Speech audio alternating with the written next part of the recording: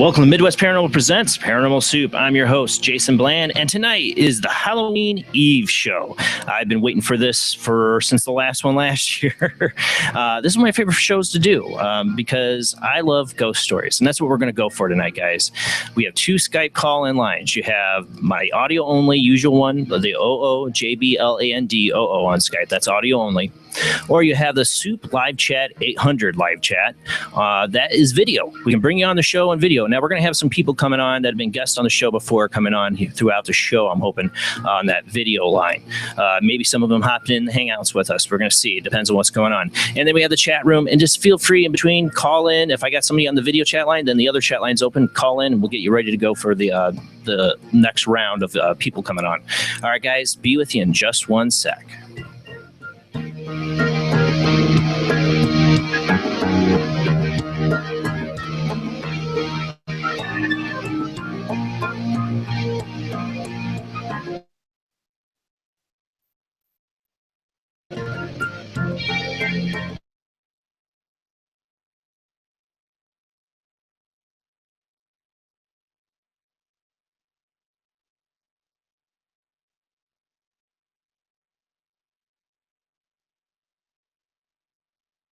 Another night of Paranormal Soup, and the favorite night of all, Halloween Eve. So the night last year it was on Halloween.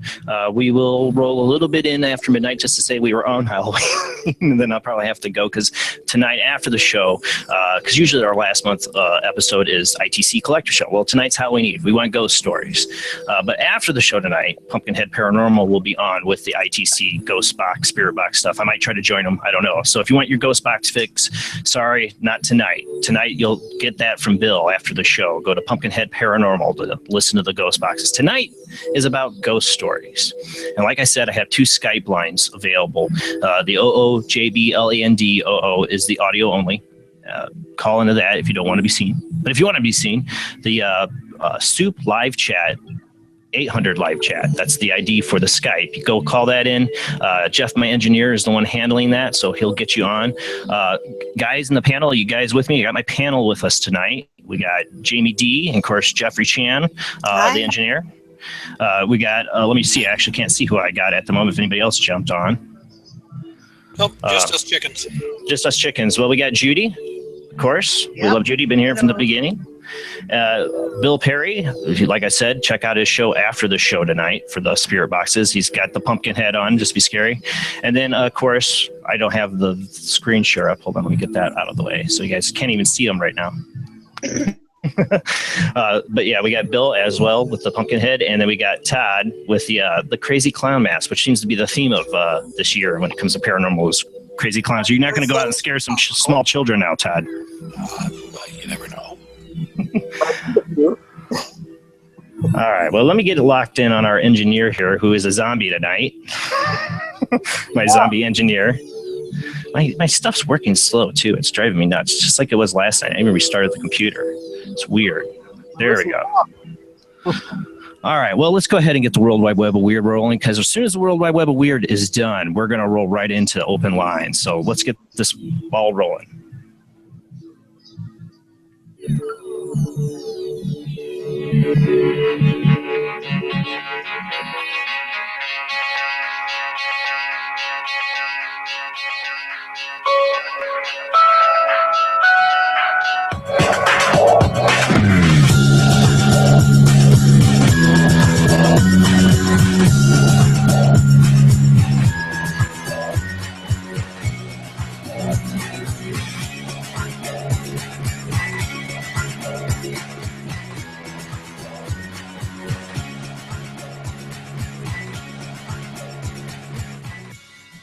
All right, on the World Wide Web of Weird, we're going to start out with something I think is really cool. Jeff, I noted on this, hopefully you can get the audio working. I forgot to even talk to you about this. There is some audio to these videos tonight. This one's a good one because you hear the people talking about the UFO in the background. I'm going to kill the music in case he does get the video audio rolling. This happened outside. You can find this one on, what website is this? Conspiracies? on the website I got this on. I can't. The New York. Okay. Video outside Le Meridian Hotel in Uptown Charlotte has gone viral this week, as some say it shows evidence of an unidentified flying object trying to communicate with Earth. It already gained over 100,000 views in less than a week. The footage shows about 10 unusual lights blinking randomly. UFO spotters online are claiming the footage blinking is a communication. Just trying to find the video right now. Like I said, also, if anybody's listening to the radio version of this on the DNGN radio network, you can always find these videos I'm talking about on the Paranormal Soup YouTube page under World Wide Web of Weird. Every video I ever play is on there. So if you're listening to the audio podcast version of this, that's where you go. And also, don't call into the show because you're obviously not listening to it live. But tonight, if you're on YouTube, it's live. So let's continue with this. The footage shows about 10 unusual lights blinking randomly. UFO spotters online are claiming the footage is blinking like a communication attempt through binary language. However, a large number of people are skeptical, saying it's just sky lanterns or manipulated video. We showed the sky lantern pictures a long time ago that Todd caught because he tricked me once and he sent me a picture. He goes, no, I think I called it out right away, but you sent me that picture of the lanterns in the sky. No, you didn't. I owned up to it. Yeah. I go, what are those, lanterns or what? And you're like, no. Or I said, wow, what was it? Something like that. And then you showed me the lantern, I think it was. But that's possible. But when they blink on and off, I don't think that's lanterns. That's what this video is like. It's hard for me to tell what he's going. Well, true. It can make them flicker on and off maybe, but they think it's some kind of communication, like something out of Close Encounters of the Third Kind or something like that. With the way the end of the article says, with the way 2016 has been going, alien communication would be one of the least surprising things to happen this year. What do you all think? I like these kind of videos when it comes to UFO ones because you can, it's people, they're there talking. Of course, you can't hear the audio on this one yet, but they're witnessing something. It's not CGI, now, is it lanterns or something else? Drones, possibly somebody had a parade of drones up in the air. I mean, I don't know. I mean, a bunch of drone enthusiasts blinking the lights on and off. I don't know. You can't trust anything, but it's interesting. Definitely one of the more interesting UFO ones I've had in a while. So I like that one. All right. Now on to the next one here. This one is Haunted Pub. This is going to show us, this is from Unexplained Mysteries. This one's gone pretty viral, this video. You see some workers on a CCTV camera is what it is. Ghost tips over cleaning supplies in pub. Chapel House Pub on Rushen Street in Dudley, I believe this is England, right, is no stranger to paranormal occurrences. Manager Katie Round and her fiance Ben Parks have already experienced several unexplained incidents despite having only taken over the pub around 9 weeks ago. Oh, so it's been early for them. Last Friday, a glass on a shelf above the bar propelled off and hit me hard in the chest, said Ben. Sometimes you can hear footsteps coming up the stairs, but then they just stop. The couple's most intriguing encounter to date, however, centers around a CCTV footage that was recorded while they were cleaning up one evening. I was cleaning up at the end of the night, and I heard something in the kitchen. I went out to look and couldn't see anything, so I thought it was my other half pulling my leg, said Katie. When they later reviewed the CCTV footage, however, they noticed that a wet floor A-board sign had moved and fallen down all on its own. The video also showed the moment when Ben was startled by a mop, which had also fallen down without warning after being propped up against the wall. He jumped out of his skin, said Katie. When we looked the footage later, we couldn't believe it. I don't know. Those signs fall down all the time, but it is kind of weird, the motion that it goes down. Had some funky movement going there. Yeah, if somebody just said, if it wasn't on camera and it was just them saying, oh man, one of those yellow safety signs fell, I'd be like, yeah, that falls on me all the time. But the movement on the camera is what it does look odd, very odd. Even if somebody was going to prank it, all they would have to do is set one up and pretty much breathe on it, it'd fall over. But the way it falls over is definitely something to take note of.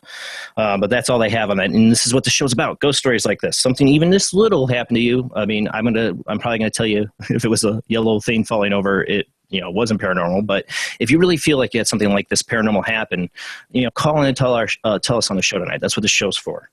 All right, let's go ahead and move on to the next one. This one is something I've always been interested in, is a Nazi Arctic base. You hear a lot about this in the conspiracy circles for many, many years, that the Nazis had some bases up in the Antarctic or the Arctic and were, hiding out there even after the war. Some people thought Hitler went there. There's a really good James Bond novel, not written by Ian Fleming, by one of the later authors that took it on about that. I love that novel. I can't think of the name of it, but I always loved the idea that maybe Nazis were hiding out there. You know, it makes for a great fictional story. Is it true? I don't know, but according to this, they might be. You can find this article on Coast to Coast AM. A team of Russian researchers in the Arctic have discovered remnants of a lost Nazi base that bore the intriguing name Treasure Hunter. The site, which is believed to have been a weather station, was positioned on a barren island in the Arctic Circle. Due to extreme weather conditions, their numerous artifacts from the base remained remarkably well preserved when the researchers recently found the site. According to historians, Nazis only used the weather station for a brief period of time, and the scientists stationed there had to abandon the site after they got sick from consuming undercooked polar bear meat. Oh boy, man, that polar bear didn't sit very well. You can see all these Nazi guys sick up there. Oh, they deserve it. What may raise eyebrows among conspiracy theorists is the site's tantalizing title, Schwarzgraber, which I'm butchered, I'm sure, which is German for treasure hunter. To some of the enticing name for the base suggests that perhaps they were more going on there than simply collecting weather data. In the light of the Nazis' deep interest in the occult and historic topics, conspiracy theorists could see the base name as an indication that it served as some purpose to relate to the search of ancient alien artifacts of that nature, or ancient artifacts. Sorry, I added the alien part. Too much ancient aliens. While we may never know if this particular location served as a staging area for such pursuits, there's a slight bit of irony that the base itself ultimately became home to a wealth of historic treasures for modern researchers. So yeah, you can find the video I have up on my World Wide Web. Weird kind of shows you the stuff. It looks like a bunch of junk. There's no like big, huge Nazi base, but I saw this going viral everywhere. I thought it's something that interests me, so I thought I'd bring it up. Okay, let's go back to the next article here we got. All right, so that was Coast to Coast AM. The next one is another Coast to Coast AM. This one is Watch Winged Creature Bites Tasmanian Teen. So this one, I don't know. I added this last minute. Weird winged creatures. I don't know. Do they exist? I don't know. This video doesn't give you much evidence of that, but there's evidence afterwards something happened to this kid, or he had a really nasty hickey. A strange video from Tasmania appears to show a teenager being attacked in a graveyard by a mysterious ring creature that left him with gruesome bite marks. There's two videos of this too, Jeff. There's the video showing him out in the field, and then there's the video afterwards. That's why I gave you two video links. If you get to it, it shows the bite marks on his neck. And like I said, on the World Wide Web where you can find these. The incident allegedly occurred when the young man named Tim was exploring the location with his friends. Rather than treat the scene with respect, the teenager acts rather rambunctious as he roams the cemetery, laughing and throwing sticks in the air. Yeah, he acts like a typical teenager when you watch the video. His behavior may have drawn the ear of something supernatural, as suddenly Tim began swatting at his neck as if he's being bitten. The onslaught eventually became too much for him, and he runs away from the area in great distress. Intriguingly, as he begins in his retreat, an eerie white anomaly that appears almost humanoid in nature can be seen flying through the air. A subsequent video created by the teens after their visit to the graveyard shows a shaken young man sitting on a couch as his friend marvels at the horrifying abrasions on Tim's neck. You can see that the video and Tim's wounds here, though we are warning you that it's rather graphic, not for the faint of heart. Theory as to what may have attacked the teenager range from vicious flying insects to more paranormal possibilities, including an angry fairy or other elemental beings. It certainly seems as if Tim's antics in the graveyard caused the attack to happen, although one should be cautious about jumping to that conclusion, since it could have just been a coincidence. Indeed, some skeptical viewers have been gone so far to suggest that the Tasmanian teens orchestrated the video in an attempt to achieve some kind of viral fame, and that's my guess on this one. I really do. Wait till you see the bite marks on his neck. I feel they're a bit fishy. So, Jeff, can you play the audio on this one? Because this both have audio to it. I'll just let it roll if you can play it. Seems to be frozen up. Yeah, that's what I was just going to say. It's hard for me to tell my end because mine will freeze, but it's still playing for you. I don't see it either. It's just back of someone standing there. Yeah, that's the beginning of the video. He might be just trying to get the audio to play for it. Yeah, it's a little bit blocky right now. He's working on it. Okay. But yeah, you see in this video, though, if we get to see it or not, it's fine. This kid, like, yeah, he is in a graveyard being a total little, and like throwing sticks around, just being stupid. And I would love for this actually to be true, that something came up and bit his cocky little butt. But, Jason? Yeah. I'm sorry. We can't be on a Skype call at the same time as running the video. Okay. Oh, he's got somebody on Skype Mm-hmm. already. Now we know You the broke thing. have somebody on Skype already, Jeffrey? Yes. Can I'd say have him call him back after World Wide Web of Weird. Call them back right away. Let them know so we can get through this. So anybody trying to call in Skype, my Skype line's not open yet either. As soon as World Wide Web is done, we will. He's got actually probably some former guests that are going to come on the show. We have a private message board for that. But yeah, you're seeing this video. I don't know if he'll have audio for it because he's got the Skype thing going. But yeah, this kid is like a total SHIT. Big time. So I really wish something would bite him. I would love that to be true. But if you watch the video, if anybody has already watched this video and you want to comment tonight, I get that feeling of Blair Witch fakery shenanigans. It just gives me that feel like it's all staged. I don't know. Those things you can't point to. There it is. There's this little hickey mark. It looks nasty. But like also looks like a girl could have given him a hickey and they put a little bit of makeup over it to make it look more nasty. I don't know. Yeah, it doesn't look like a bite to me. Mm-mm. Doesn't look like a First, then bite. again, I don't know what supernatural winged creature bites look like because That's a good point. That might leave you when it looks like a hickey with some crap on it. All right, so let's go ahead and move on to the next one here. Now, that's actually the last of the videos, so he doesn't have to play any videos, but we do have articles. I didn't have much for videos. I was trying to find stuff, but at the same time, I didn't want to make this too long. But there are some good articles. This one, I want to give a shout out to Jimmy Daniels for giving me this one on Facebook. He tagged me on this one, and he knows my love for space, all things space and aliens and stuff. And this newest one, this was on IFL Science site. Scientists claim to have found 234 alien civilizations. Aliens are like buses. You spend ages waiting for one, and then 234 come along at once. Or at least that's what two astronomers from Laval University in Quebec are suggesting. Man, I cannot talk. Hermano Borra and his graduate student Eric Tourtier have analyzed over 2.5 million stars and galaxies for pulses of light emitted at regular intervals and discovered in 234 stars similar in size to our sun. The team believes that the alien civilizations are behind those signals. The researchers looked at the further transform FT of the light spectrum. The FT is a mathematical tool that allows us to work out whether the components of a signal come from. If the light is a milkshake, by using FT, you get the recipe. The FT analysis has found periodic modulated components, according to the scientists, are caused by super quick light pulses. Man, all this stuff go way over your head, right? Generated by extraterrestrial intelligence in the paper available from the Astronomical Society of the Pacific. We find that the detected signals have exactly the shape of an ET signal predicted in previous publications, and therefore in agreement with this hypothesis, the researcher wrote. The fact that they are only found in a very small fraction of stars within a narrow spectral range centered near the spectral type of the sun is also in agreement with the ETI hypothesis. These superfast pulses will have to be generated by incredibly powerful lasers like the Lawrence Livermore National Laboratory. Interestingly, in previous publications, Borra has stated that this area of astronomy is the least explored, which raises questions on why these aliens would all decide to communicate in such a complicated, energy-consuming way. I'm not going to read the rest of the article. You can find this IFL Science, but are they catching alien signals out there? You think about, you look at shows like Star Trek, when, that's way in the future, but all these aliens you hear them talk about, communication on subspace channels, to communicate that vast distances, they have to be using something that's not radio. It has to be something. I used to live right next to the laboratory right there, the Livermore Laboratory. Mm-hmm. They have Site 300 there, and I was getting a job to be a gate guard. And I decided not to do it, but the security up there is crazy.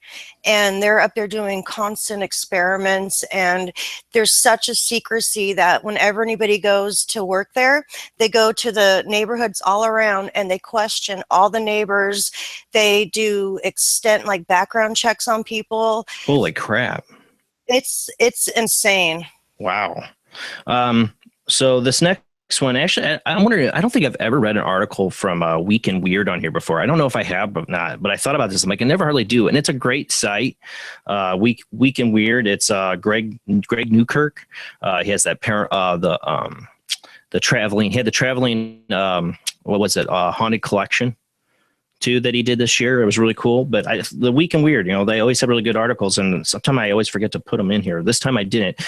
This one is nothing paranormal, but a bit messed up. If you're thinking about drinking it, I think about this one. Resourceful man creates high-end single malt whiskey from urine of elderly diabetics. Oh. The next time you hear someone say that their drink tastes like piss, you might want to have them check the label, because the Giplin family whiskey actually is. The completely drinkable single malt alcohol is distilled from the urine of elderly diabetics. Yum. In a world where homebrew beer is all the rage and home distilleries are starting to take off, James Giplin decided to take DIY alcohol to a whole new, much weirder level. You could call him the PP pioneer. Propelled by an urban legend and his own type 1 diabetes, Giplin began to wonder if diabetic sugar-rich urine could be used to create high-end whiskey. Giplin, a designer who finds himself drawn to biomedical tech, recruited his grandmother and oh god, I guess recruited his grandma. Oh, you imagine that conversation? I have to stop there. Grandma, I need you to pee in this. I need to make some whiskey. Wow. Oh, built a homemade distillery. It turns out it works, and the whiskey ain't bad either. Who tasted that and gave that opinion?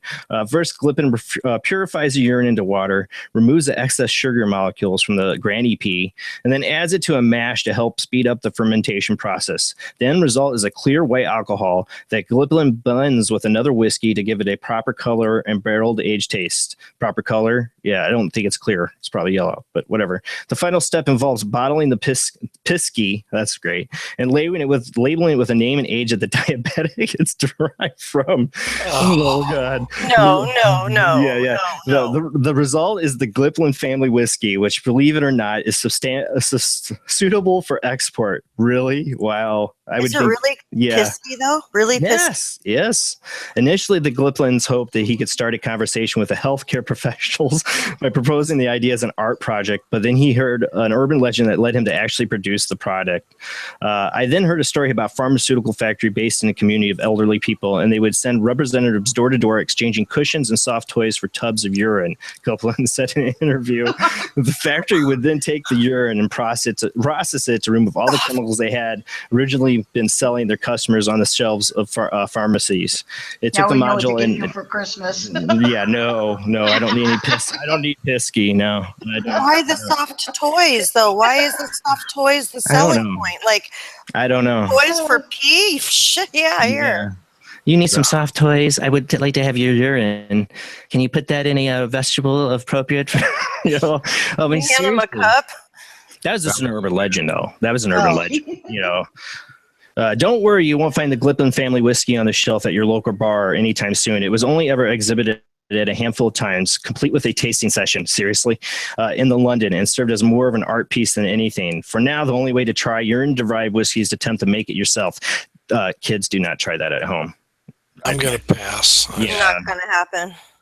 The fact that I'm associating alcohol with a severe medical condition has upset some in the medical profession that I have met during the process of my project. However, I do know what I'm buying Jason for Christmas. Oh, that's what they're saying. No, do not give me pisky. Where people still want to drink and eat unhealthy food and experience the messiness of everyday life. They don't want to drink pisky, though. In my personal experience, this is often overlooked by professionals who give the impression that these things simply cannot be part of life as a diabetic patient, but they are. I'm interested in finding ways in which his design system can help overcome these very social problems by making whiskey pee. I don't know. Instead of selling medicinal marijuana, how about medicinal piss? No. Is that what we're getting to? I can get some extra money. Oh no! That goes to that article that just came out about the water in Los Angeles containing like Xanax and oxycodone that's not getting filtered out. So yeah. Imagine how bad that stuff's going to get if Trump wins. All those liberals in California are going to lose it. Oh man! Ugh. I didn't hear that about the LA water. Yeah. That's not just LA. It's not just LA. They found that in a lot of metropolitan areas. These drugs are getting into the water system, and people are slowly ingesting these things. It's building up in their system. That's not just weird. That's just it's dangerous. Yeah, London had a problem with lithium. Yeah, that was right. It was lithium. That's why they're all like, no. All right. Next one, I've got 2 more articles. Yeti in Siberia. This one was on the Coast to Coast AM. Yeti has not been spotted in Siberia in a long time, so this is what this is about. It appears that the rumors of the Yeti demise were greatly exaggerated, as the legendary creature has been spotted in Siberia for the first time in over a year. Villagers in the Siberian region known as Novosibirsk, I cannot say that, are buzzed over not only an alleged sighting of the famed abominable snowman, but also tantalizing photographs of possible Yeti footprints. According to media reports out of the area, the prints were discovered by a fisherman when he was looking for earthworms and stumbled upon the massive impressions in the mud.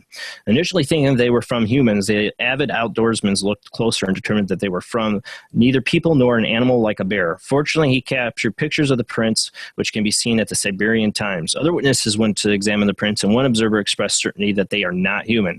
However, the possible presence of a Yeti in their midst got even more intriguing when the fisherman shared his images with his fellow villagers, and another man stepped forward to reveal that he had seen the creature last month. The witness claimed that he was startled one evening when the cows on his property began charging at him, and he saw glowing eyes in the dark. When he lifted his flashlight, the man said, "I realized what it was. Really was, and even my heels had turned cold." He described the creature as approximately 8 feet tall and covered with white silver hair. So it's kind of like, the abominable snowman from Rudolph, maybe. I don't know.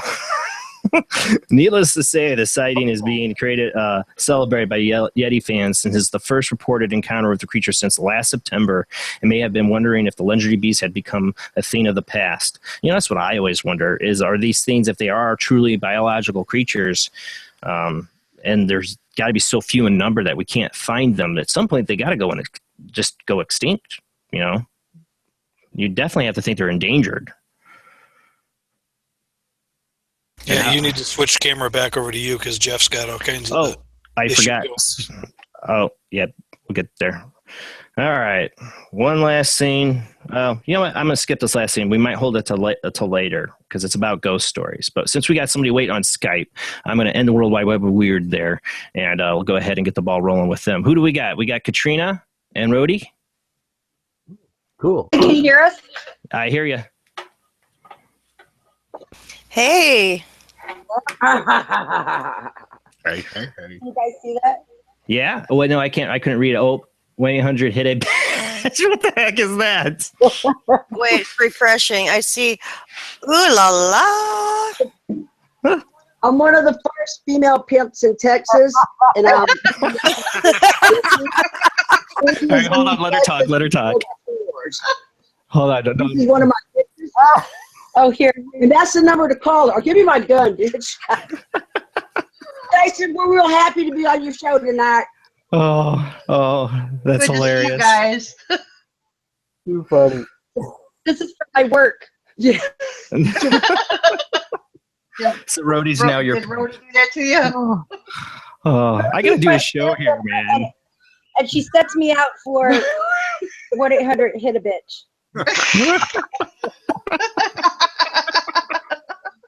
Oh, how am I supposed to do a show when you guys are doing stuff like that? Oh my god. Wanted it scary, right? Oh. So This is one of my better ones, Jason. That's one of your better ones? Oh boy. Wait, don't cover them up. Oh Jesus. Girls there, right? Oh my god. Oh, I'm glad that most kids aren't up. Oh yeah. So, how have you two ladies been? Way to rock a first call in. Yeah. We're armed. So, where oh my god.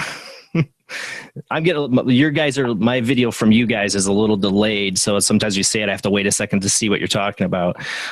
So what have you guys been up to on the paranormal side of things lately? Well, I went to the Sally house in September. Awesome. It rocked. We were just talking about that before the show. Oh, it was EVP. We weren't even there about 20 minutes. Ron was giving us a tour, and it says, "Take some pictures, y'all." It's a Class A. It's crazy. It's crazy. We had experiences. We saw things in the camera we were able to catch. Carl, who CC Paranormal, he met us over there. My paranormal brother, just love him. I don't know. He kind of got attacked there, but I'll have to tell you about it. But it was great. Oh, you're not allowed to tell me about it because I heard something about that. Oh, I'm getting some echo. Okay, yeah, because he said I said it on Denise's show. I'll say it the way he told me to say it. He got molested. We were both in the nursery, both on the floor filming, and he asked me like the next day. He goes, "Do you remember when I laid down in there?" And I did remember. He laid down with his camera because he had got molested. Something had grabbed him. And so he had an He got trumped. He laid down to hide it, you know, and wild. I met him too. I was just in Kansas last weekend, and in fact, I did readings at the Sally House before my event, and he gave me the same story. It was hilarious. Well, you guys want to hang out for a minute? I got another caller on the audio line. You ladies stay there. I would love to, yes. Okay. All right, Zach, thanks for waiting. Are you there? You there, Zach? I have him on hold. Oh, Zach. He might have stepped away. I don't know. Oh wait. Oh, nope, you're there. You there, Zach? Yes. Sorry about that. I had another incoming call coming in. Sorry about that. That's all right. So how you doing tonight, Zach? Happy Halloween Eve. Happy Halloween to you too, sir. I'm doing pretty good. How about yourself? Pretty good. You got a ghost story for us tonight? Well, I mean, I have plenty of ghost stories, but I did ask over on Facebook earlier today if I'm allowed to share a UFO story. Yeah, I will take it. That was okay. It was okay. I love hearing a good UFO story. If you got a ghost story to follow up with, you go right ahead. But go with the UFO. I love hearing it. The ghost UFO, it's even better. Oh, well, yeah. I'd love to tell a story like that, but I don't have any. But anyway, I'll start with the UFO story. Go for it. I mean, like you, Jason, I mean, I've always had an interest in UFOs and extraterrestrial beings. I mean, it's something that's always interested me since I was a kid. And, you know, I've always said that I wanted to meet one. And really, just the way that it happened just was pretty interesting. It was a series of like 4 or 5 events, but I'll keep it nice and short, as sweet as possible. But anyway, in April 2009, I remember my mother called me out to our backyard. She says, "Zach, look up in the sky." And I took a look up in the sky, and I see this huge white flash up in the sky. And I'm thinking to myself, what's going on right now? And then I see this huge white flash again that it happened. She says, "Did you see that?" And I'm like, "Yes, I saw that." And it happened a third time again, and it has stopped. And I didn't really think much of it. I just said, "All right, well, I'm heading off to bed. I'm done with tonight." So and then the aliens come with the probe. No, okay, go ahead. Well, what happened actually was a little strange for me. But anyway, I woke up the next morning. I woke up on my right side, and I couldn't move. And I feel like somebody had pressed their finger right into my lower back. Like, I was waiting for you to say something else. I'm sorry, go ahead. It's all right. But anyway, what happened after that is that I started shaking and I could not move. Oh my God. And I couldn't speak either, but I was able to whisper out, "Who are you?" Oh my God. And I felt some tension loosen off of my neck, and I turn around, look over my shoulder, and looking right at me, I see this being just staring right at me. Holy God. It's like a male, pale white skin, long blonde hair, but the eyes. You got like the whole Nordic experience. Yeah, I've heard about that, but I noticed that the eye pupils, there were no pupils in the eye. It was just completely white. And this person had a light blue jumpsuit on. Just looking at me. That's typical Nordic, except for the eye thing. I don't know about the eye thing, but the jumpsuit, the long hair. So what were the eyes? So see, I'm totally in. This is a great story. So what were the eyes? You said they were white, like a white film over them, or was it just the center? It was just completely white. There was no eye color. There wasn't anything like that I can be able to see. It's just like albino looking. Yeah. Yeah. Yes. Exactly. There you go. And this being just kept looking at me, and I kept saying, "Who are you? Who are you?"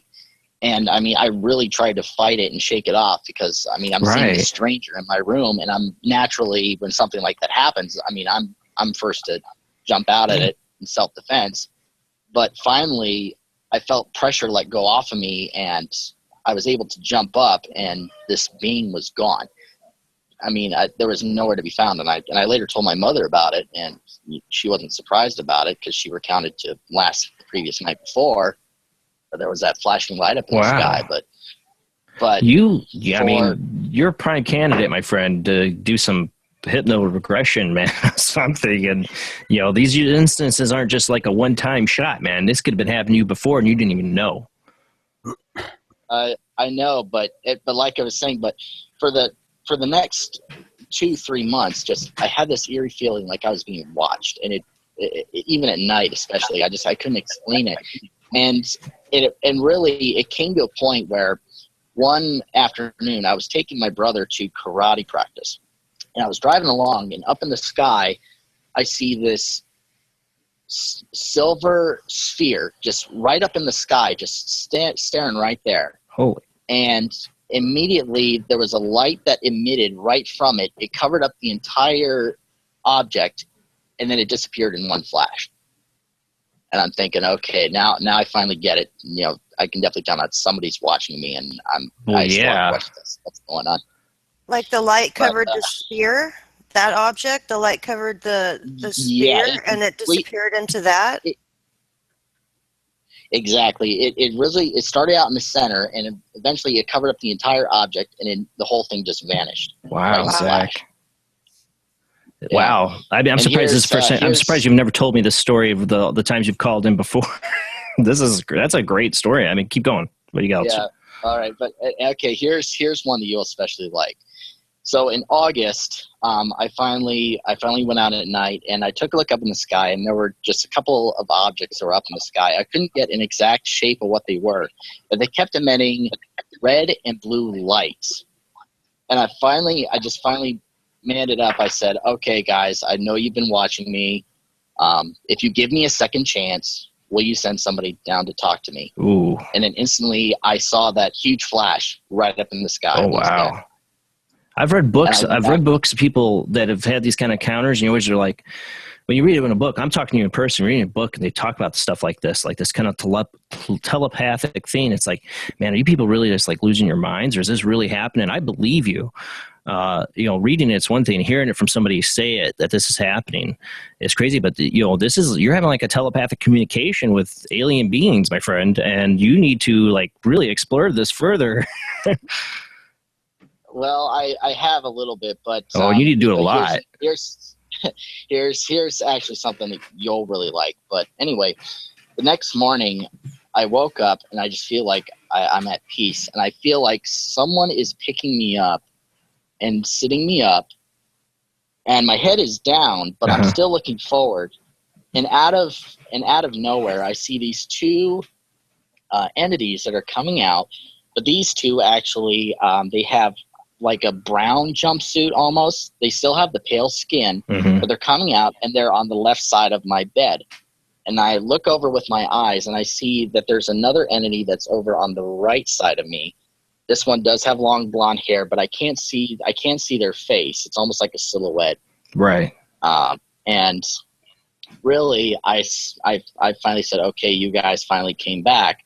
You asked for it. Yeah, exactly. But anyway, I asked this entity that was next to me, and the really strange thing is whenever I would ask a question telepathically, they would respond verbally to me. And so I asked this entity, I said, what is your name? And this entity said 92. And I'm thinking, why are you I'm thinking you're giving me a number, it's not a name. Or I don't know exactly what it is. You're not the first person to report that either. Yeah, and I mean it just said 92, and I said, I'm Zach. And this entity said, we know who you are. And of course, then I asked him, I said, why am I being maybe restrained? intimately. Oh, yeah. But I asked him, I said, why am I being restrained? And he told me, you're very complicated to handle. I don't know why he told me that. But so you're hearing it with their voice. Maybe it's because they know that your brain can't handle the translation of their telepathic thoughts. I know I get it's just. But the number thing's interesting because that's come up in other people's experience with aliens like this, is that they'll answer with a number a lot of times. Not always. Sometimes they have this really crazy name, but yeah, it was pretty strange. But I remember that, and it was also another strange question that I asked him. But I asked this entity on the right. I said, "Could I feel your hair?" I don't know why I asked that, but I did. That's just a really insensitive question. Well, he allowed me to do it. So he took my hand and he allowed me to feel it, and the hair it felt like straw. I mean, it felt like just like if you take a bundle of hay and you put it between your fingers. They sound like the kids from Flowers in the Attic. Yeah, exactly. But anyway, eventually they said, we have to go. And they all walked off and they disappeared. And eventually, I mean, I got out of that state and like I said, I'm very close to my mother. So I told her about what happened. And she said, well, that's basically, I guess it's what they are. You got what you wanted. Yeah, but go ahead. No, go ahead. Well, I was going to ask, do you know if anybody else in your family, I know we're supposed to do ghost stories tonight, but you got a really good one here. That's a UFO one, but I'll take it. Does anybody in your family have a history of this ever happening to them besides you? Well, my siblings have told a story about when we were younger, and I can't vividly remember it, but I remember one night, because my father was an electrical engineer at the time.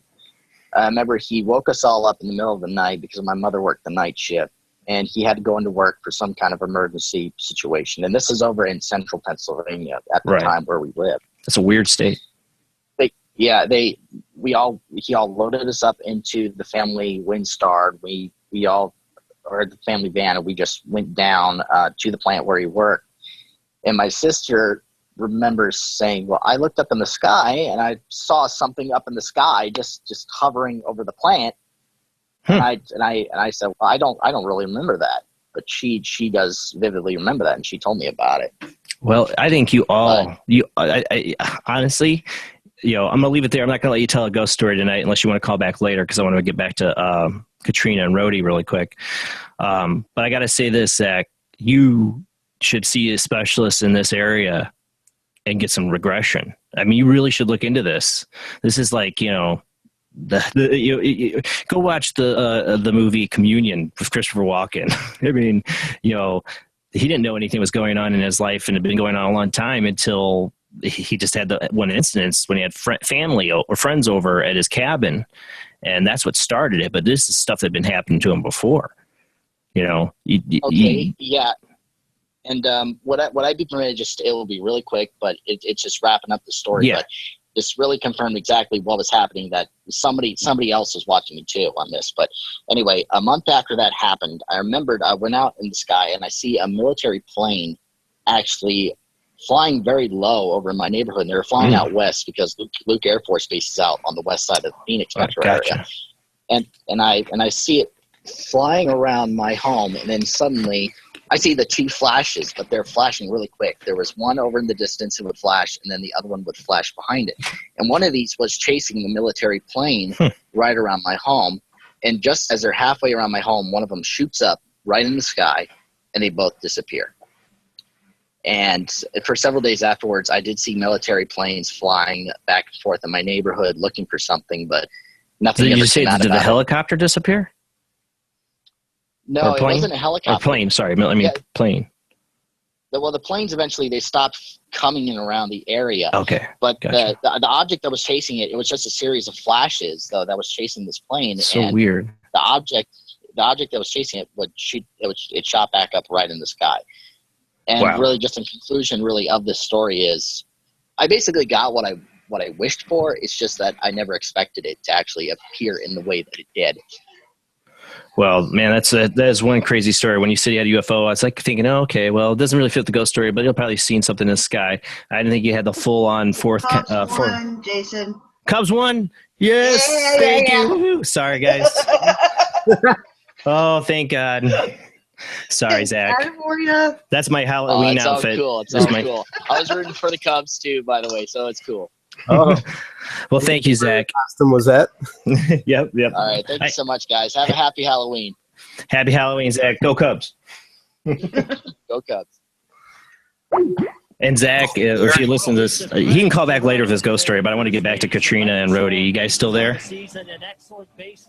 Oh, Yeah, don't play the game. Don't play the game. Don't play the game. No. Copyright. That might have been me. Uh-oh. Now you're in trouble. I thought I had it off. I didn't.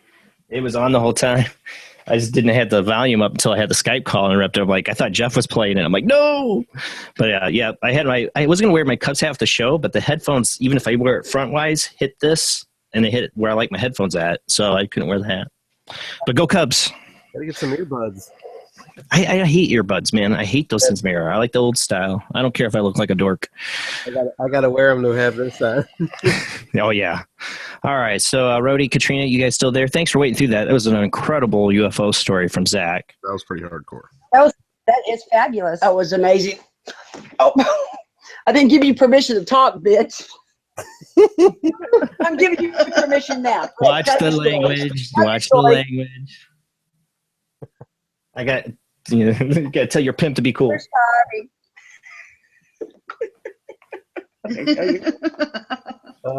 She's not gonna make any money not looking like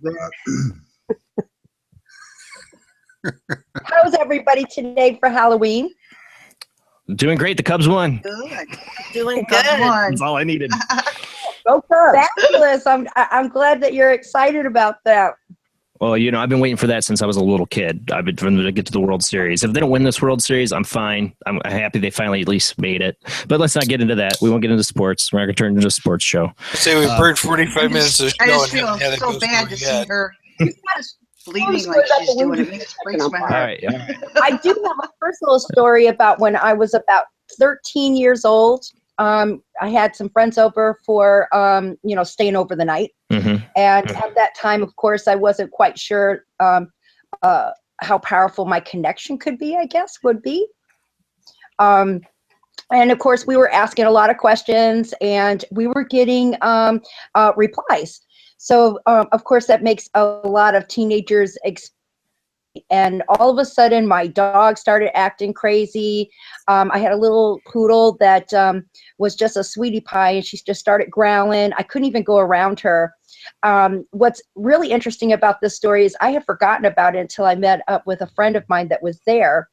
And she goes, Katrina, you remember when that Ouija board started fire? And that's when I first remembered that that's exactly what had happened. It started on fire and started smoldering. And at the time I was so worried and scared that I put it under my bed that we had to go and get some water because you could smell the smoke coming from underneath the bed. So other than that, that's very when you're 14 years old. But I'm going to say most of my ghost stories are true. So Most of yours? That's not actually, a good reason.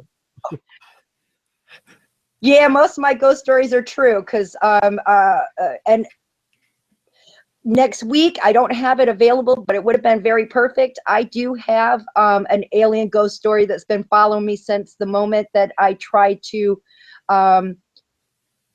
transfer my 7 minutes of stuck in the elevator. That's pretty scary. Yeah. Yeah. It over there, but it's been following me and it's been talking to us, and we got pictures of a interdimensional being that keeps following. So that's pretty interesting. I wish I had more to show you, but it's been communicating me in the car. It's been communicating on different phones, not just mine or recording devices. It also came up on a clock radio that we were staying after a 60 people event, reading event that I had. So we were at a hotel enjoying the success of forever friends that I made that day, and out of the blue the talking in the same noise that I got that's been Holy following me crap. for the last 3 times. I believe I sent it to you, Jason, and you Yeah, just said yeah. weird. Well, I was waiting for more of the story on it. Pardon? I was waiting for more of the story on it. Is that the same one you sent me? Indicates Rhodey took a power nap at the time, and I've had some great adventures of going. It's also have communicated with me when I just finished speaking with Stephen Huff, which I'm sure everybody is aware of our reading together in Stone. I do have a recording from there that has the exact same noise. I don't have a picture, but I do have a picture of 2 different locations with the same noise at the same time with 2 different recording devices. So I'm super excited to share that next visuals. Here, I got the crackling noise here. Hold on. I believe I do. Maybe. Can you stop it? And did you also get the pictures that I sent you that is exactly the same from the Ott Motel and a different hotel with the same noise? I didn't think about putting those up, but we got to make sure. We get some echo. We got to think about trying to get that together. You're on next Sunday, right? Those are pretty scary. I won't let it go. And I know that I had Judy over at my mother's house, and I think it was like 3.5 hours. We couldn't get it to transfer. Rhodey's come over to try to transfer things. Can't seem to transfer. I got to look at it again, see if I can get it too. You're on next. And that's a real life weird cracking, and something's talking to me that I don't know about. So it's pretty interesting that it's following. I was trying to get I was trying to get. He finds that to be scary. I was trying to get the audio to play from the video you gave me. Can you make it go off again?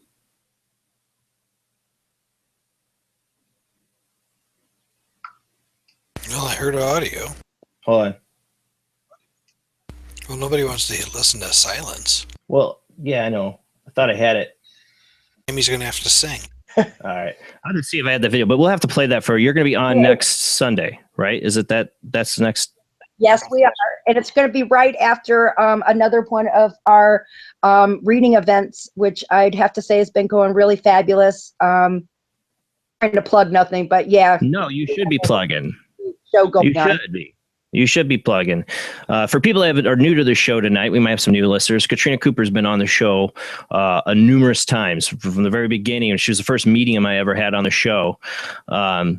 She's done some great readings on live air for the show. You know, we had the first one with Sandy you did with her. You were able to knock that one out of the park. And we've had her on with open lines and had people call in and have her do readings for that. She did awesome. And so next Sunday is kind of another open lines event, but this is all for Katrina. If you want to call in next Sunday, you get your chance to get a reading with Katrina.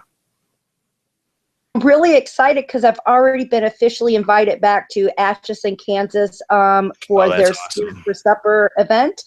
And just like everywhere I go, every single person that came to that event walked away as a forever friend. And I really do feel good about that. When you come to my shows, I try to divide the time up and give everybody one that wants one. Just trying to spread the word and try to spread the love. So that's really hard to do because I just watched another friend of mine. I got to see his first spirit circle, Rick Bunch. He's going to be on the show in December, I believe.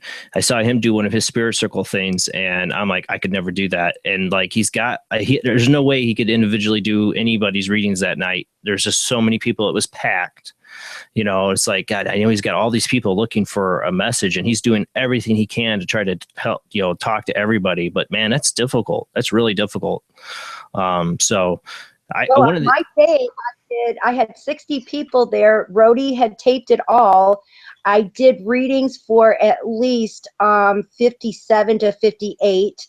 And I did 9 VIP readings prior to that. So I was pretty excited about that. Yeah, it's got to be tough. I asked him afterwards, or somebody else asked him, like, how do you feel? Do you feel wiped? And he's like, not right away, but when I get home, I'm in the PJs and I'm out. Because you got to feel completely exhausted after that. I was on cloud 9, knowing that I just love knowing that. It Yeah, I felt could really too. good when I did the Buzz 94.5, which is the Yeah. number one alternative rock. That was pretty awesome. So That is I'm awesome. going to try getting on Facebook more often and doing more live readings and helping out others. You really should. You got the technology right there to reach the world, and you get to stay home with your family a little bit longer to do it. Yeah, I'd like to travel that world too. That's on my list. So, And you're going to be. Rhodey, here we go. We got lots of stories, but I want to save them for the next show too. But she's going to give you another scary that she's got written down. Here you go. All right, go for it, Rhodey. Is there time? You know Rhodey. No, Yeah. go for it, Rhodey. There's actually two stories that take place 2 continents away, hundreds of years. But in 1858 in Bradford, England, this is a true story. The both are. 2 boys got sick. They had like severe nausea, pain, vomiting, and they died the next day. It's really sad. Then a couple days after that, a bunch of kids in the city got sick, and so the police investigating found they'd all eaten candy from this one place. They're making candy. It was around Halloween. A candy maker back then. These little red and white peppermints. Yeah. So they figured they finally realized they did test the kids were poisoned. So they thought he had poisoned them. But he says, no, the pharmacist, sugar costs so much right now. I'm using a different ingredient that's a lot cheaper, and I get it from the pharmacy. So they went to the pharmacy, and a guy's last name Goddard, been working there 3 weeks only, and there was 3 white powders. They looked similar. They weren't labeled well. So he shipped them 12 pounds of arsenic instead of 12 pounds of sugar. And over like 220 people got sick. Oh, my God. Because of greed, but there was no intent. But then in 1974, you heard of the Pixie Sticks murders, right? Yeah. Here in Houston? I was just talking about that. Yeah. Yeah, I was just trying to pull up his last name again. The guy. Jamie was just talking about it. Hi. Yeah, they had an episode on Nightmares Next Door last night where the father did it. Is that what you're talking about? Yeah, and on the trick-or-treat right candy. here, Ronald Clark, I think it is. Yeah, Jamie was just literally talking about this right before the show. Yeah. And there were 4 pixie sticks. He gave 1 to his daughter, 1 to his son, 2 he let out, I guess, for suspicion. And there was an $8,000 life insurance policy on both the kids that he raised like a week before Halloween. There were 5 pixie sticks, and this guy gave, like she said, to his kids, 2 to his neighbor's 2 kids, and 1 to a 10-year-old he knew from church because he was a deacon at church. He was in the choir, had this great reputation, and he had taken out life insurance on both kids, $20,000 each, very recently, and the kids were like 9 and 11, way young for life insurance. What a freaking monster! That's horrible. He poisoned. He risked. Luckily, only his son ate it. His daughter, the other 3, didn't eat theirs. He took some that night. The father encouraged him. Within an hour, he was dead, and he did it for greed. He risked killing 4 other children, 3 others, and his 2, just for financial greed. That story struck me. They both were for financial greed, but there was no bad intent in England. No one intended that, but still, because of greed, people died. And here, this was a planned murder. But yeah, he was called the Houston Candy Man. And 10 years later, he was convicted. Then he was executed. 1984. He was executed by pretty much the same chemicals he gave the kids. Is kind of the irony too. Yeah. Stuff in there. Death row petitioned to get they wanted to put a petition that they wanted to be able to celebrate and sing when he was being executed, so he would know how much they hated him. And that's kind of unheard of, but he was even hated in prison. Oh, yeah, you don't mess with kids in prison. He probably had a real rough time. Don't drop the soap, buddy. Yeah, anything against kids. Well, thank you, ladies, for coming on. And I will have both these 2 beautiful women next Sunday, 10 p.m. to midnight, same bat time, same bat channel. We're going to talk about their investigations together. We're going to talk about their investigations together and what the evidence they've been coming up with, and the wonderful world of Katrina Cooper. Having her on, and people can call in the second half of the show. Probably about we'll do the second half of the show for people to call in and see if Katrina can do a reading for them, because last time she did amazing. But the first half, I want to focus on your guys' investigations. So we need to get the evidence together you want to present. So make sure you get all that lined up for me. Even if you sent it to me before, guys, send me a new email or a new Facebook message with everything you want to play that night. Okay. All right. Will do. Thanks for having us. Well, Yeah, thanks. I love you, ladies. Bye. Happy Halloween.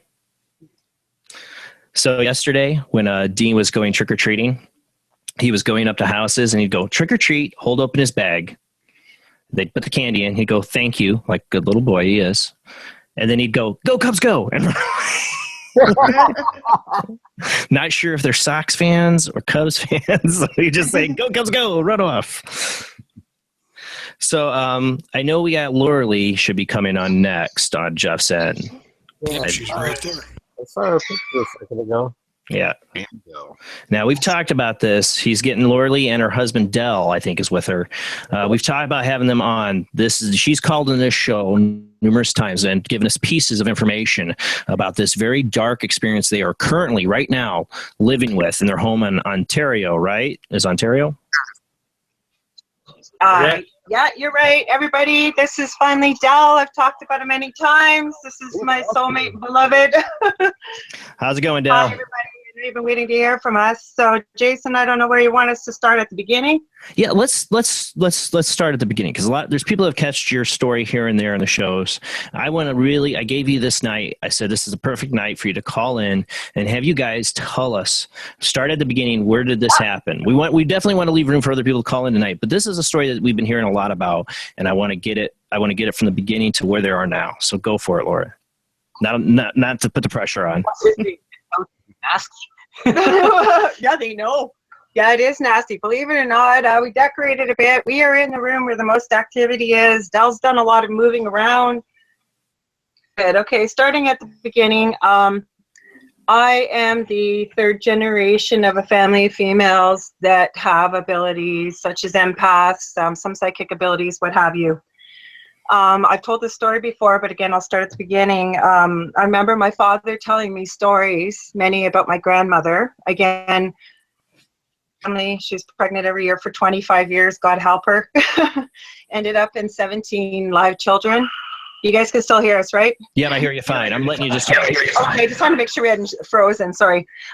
Anyways, one of the children, the third of the eldest, one night was not home for supper. My dad, of the 17 children, was sort of middle towards the end of the kids. And what happened was my grandmother stood up at 6:03 and said, just died. And she was screaming and crying. And my dad, like I said, was probably only about 10 or 11 at the time. Philip was probably in his early 20s. And my dad retells it as, my grandfather stood up, and my grandmother was from Europe, Belgium, and said, her name was Blondine, said, Blondine, sit down. You don't know what you're talking about. You're scaring the children. Next thing they know, the police showed up about a half hour later, and my uncle, who I've never met, obviously, I wasn't born at the time, the police showed up and said what had happened was, this was back in the 50s, I guess. He was driving one of those old cars. Best friend was following him. The door opened, he fell out, no seatbelt, and ended up getting run over by his best friend who was following in a car behind. Whoa. My grandfather asked when they figured when this happened, and talking to the friend, it was 6:03. So anyways, I have probably over 100 first cousins. As far as I know, I'm the only female with these gifts. Both of my boys are the fourth gen, and they're the only boys as far as I know. I'm going to fast forward to my life. I actually have always had these gifts my whole life. My mother does not believe in these, and it's not a topic to be discussed, but lived in a very, very old house. Again, I was 4 years old. I'm obviously a lot older than 4. I remember my mother scraping the wallpaper off the walls, and there was over 38 layers of wallpaper steaming it off. That's how old this house was. Oh, wow. I was in my bedroom. It was in the middle of the room. Is it this house we're talking No, about here? Like, no. like I thought we were going to talk about He stuff wants that's to know- happening with here. He wants to know from the beginning. Oh, Anyways, okay. Well, so I don't have to be what involved happened with this was, you might as well stay here. Okay, yeah. What happened was, it was a rainy and thundering night. Something was banging against my window. I thought it was trees, and it ended up being a claw. And I remember as a 4-year-old saying, please don't touch me, please don't touch me, please don't hurt me. And what happened was something grabbed me. I ended up turning off the gifts that I had at that time. Anyways, throughout my life, I've had a lot of really scary experiences, almost died. One summer when I was 8, the whole summer I'd wake up at exactly 3 o'clock in the morning, unable to breathe, completely blue. Remember my father scooping me up many times as a child to bring me to the emergency. They never found out what it was. They attributed it to asthma. Anyways, I'm going to fast forward to this house now. And what happened was, I have 2 sons. I have an autistic son I've mentioned. He's my younger son and an older one. My older son has actually repeated a lot of the same things almost at the same time. My ex-husband and I would walk in when he was about 4 or 5, find him many nights during the week in a pool of vomit on his back. And as a nurse, terrified he was going to choke. One night, coughing up blood, brought him to emerge. They couldn't find out what happened. But we did move into this house 21 years ago. This is my ex-husband's family home. He's been here since a child. So have his parents. They bought it a couple years afterwards. As far as I understand, there's been no problems. Even throughout the years when I've been here, there's been a lot of really scary things that have happened. And I'm not purposely cutting you out. I'm building up to this. Yeah, no. It's, Probably. Yeah, no. What's that? I said, no, it's fine.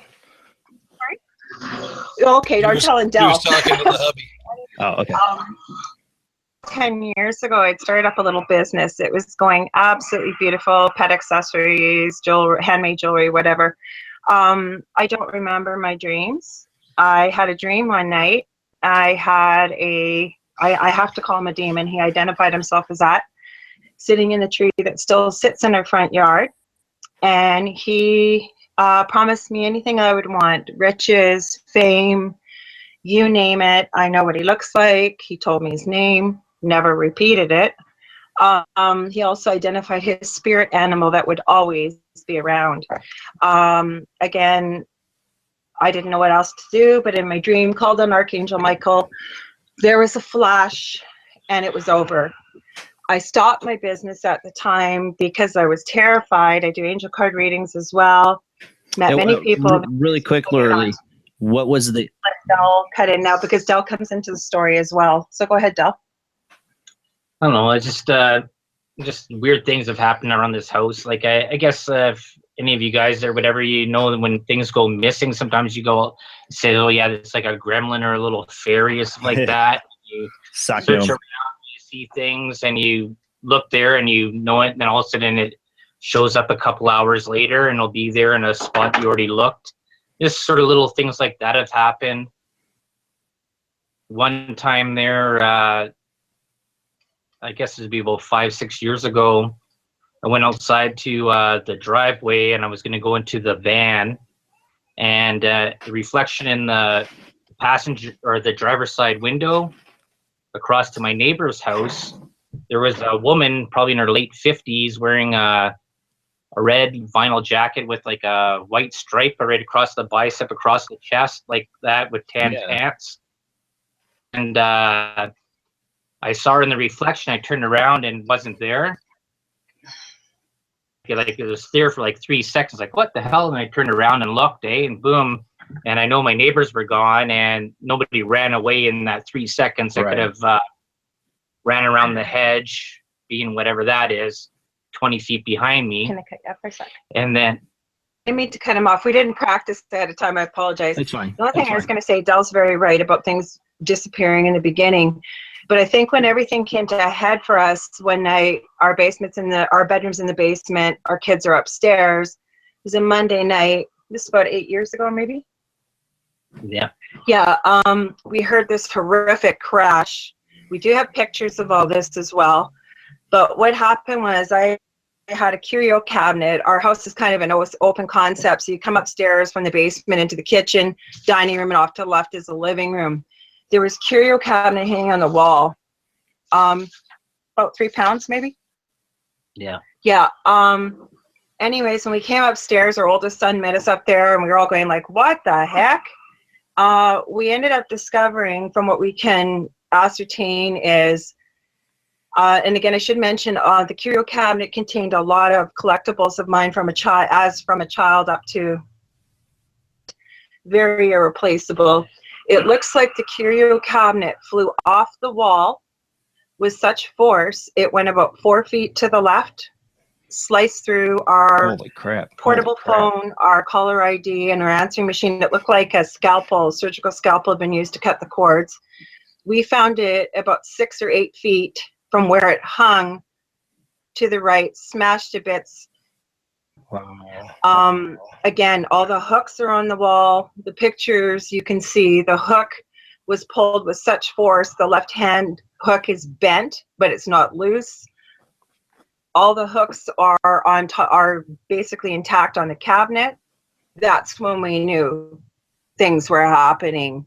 I should also mention, Del, I don't know if you want me to or not, but Del does have gifts as well. He is able to see spirit, as is my older child and my younger child. Was there something else you wanted to add to that? Well, I'm just saying, just sort of weird things that sort of happen, and it's not going to go into depth of what Laura Lee has done there, but like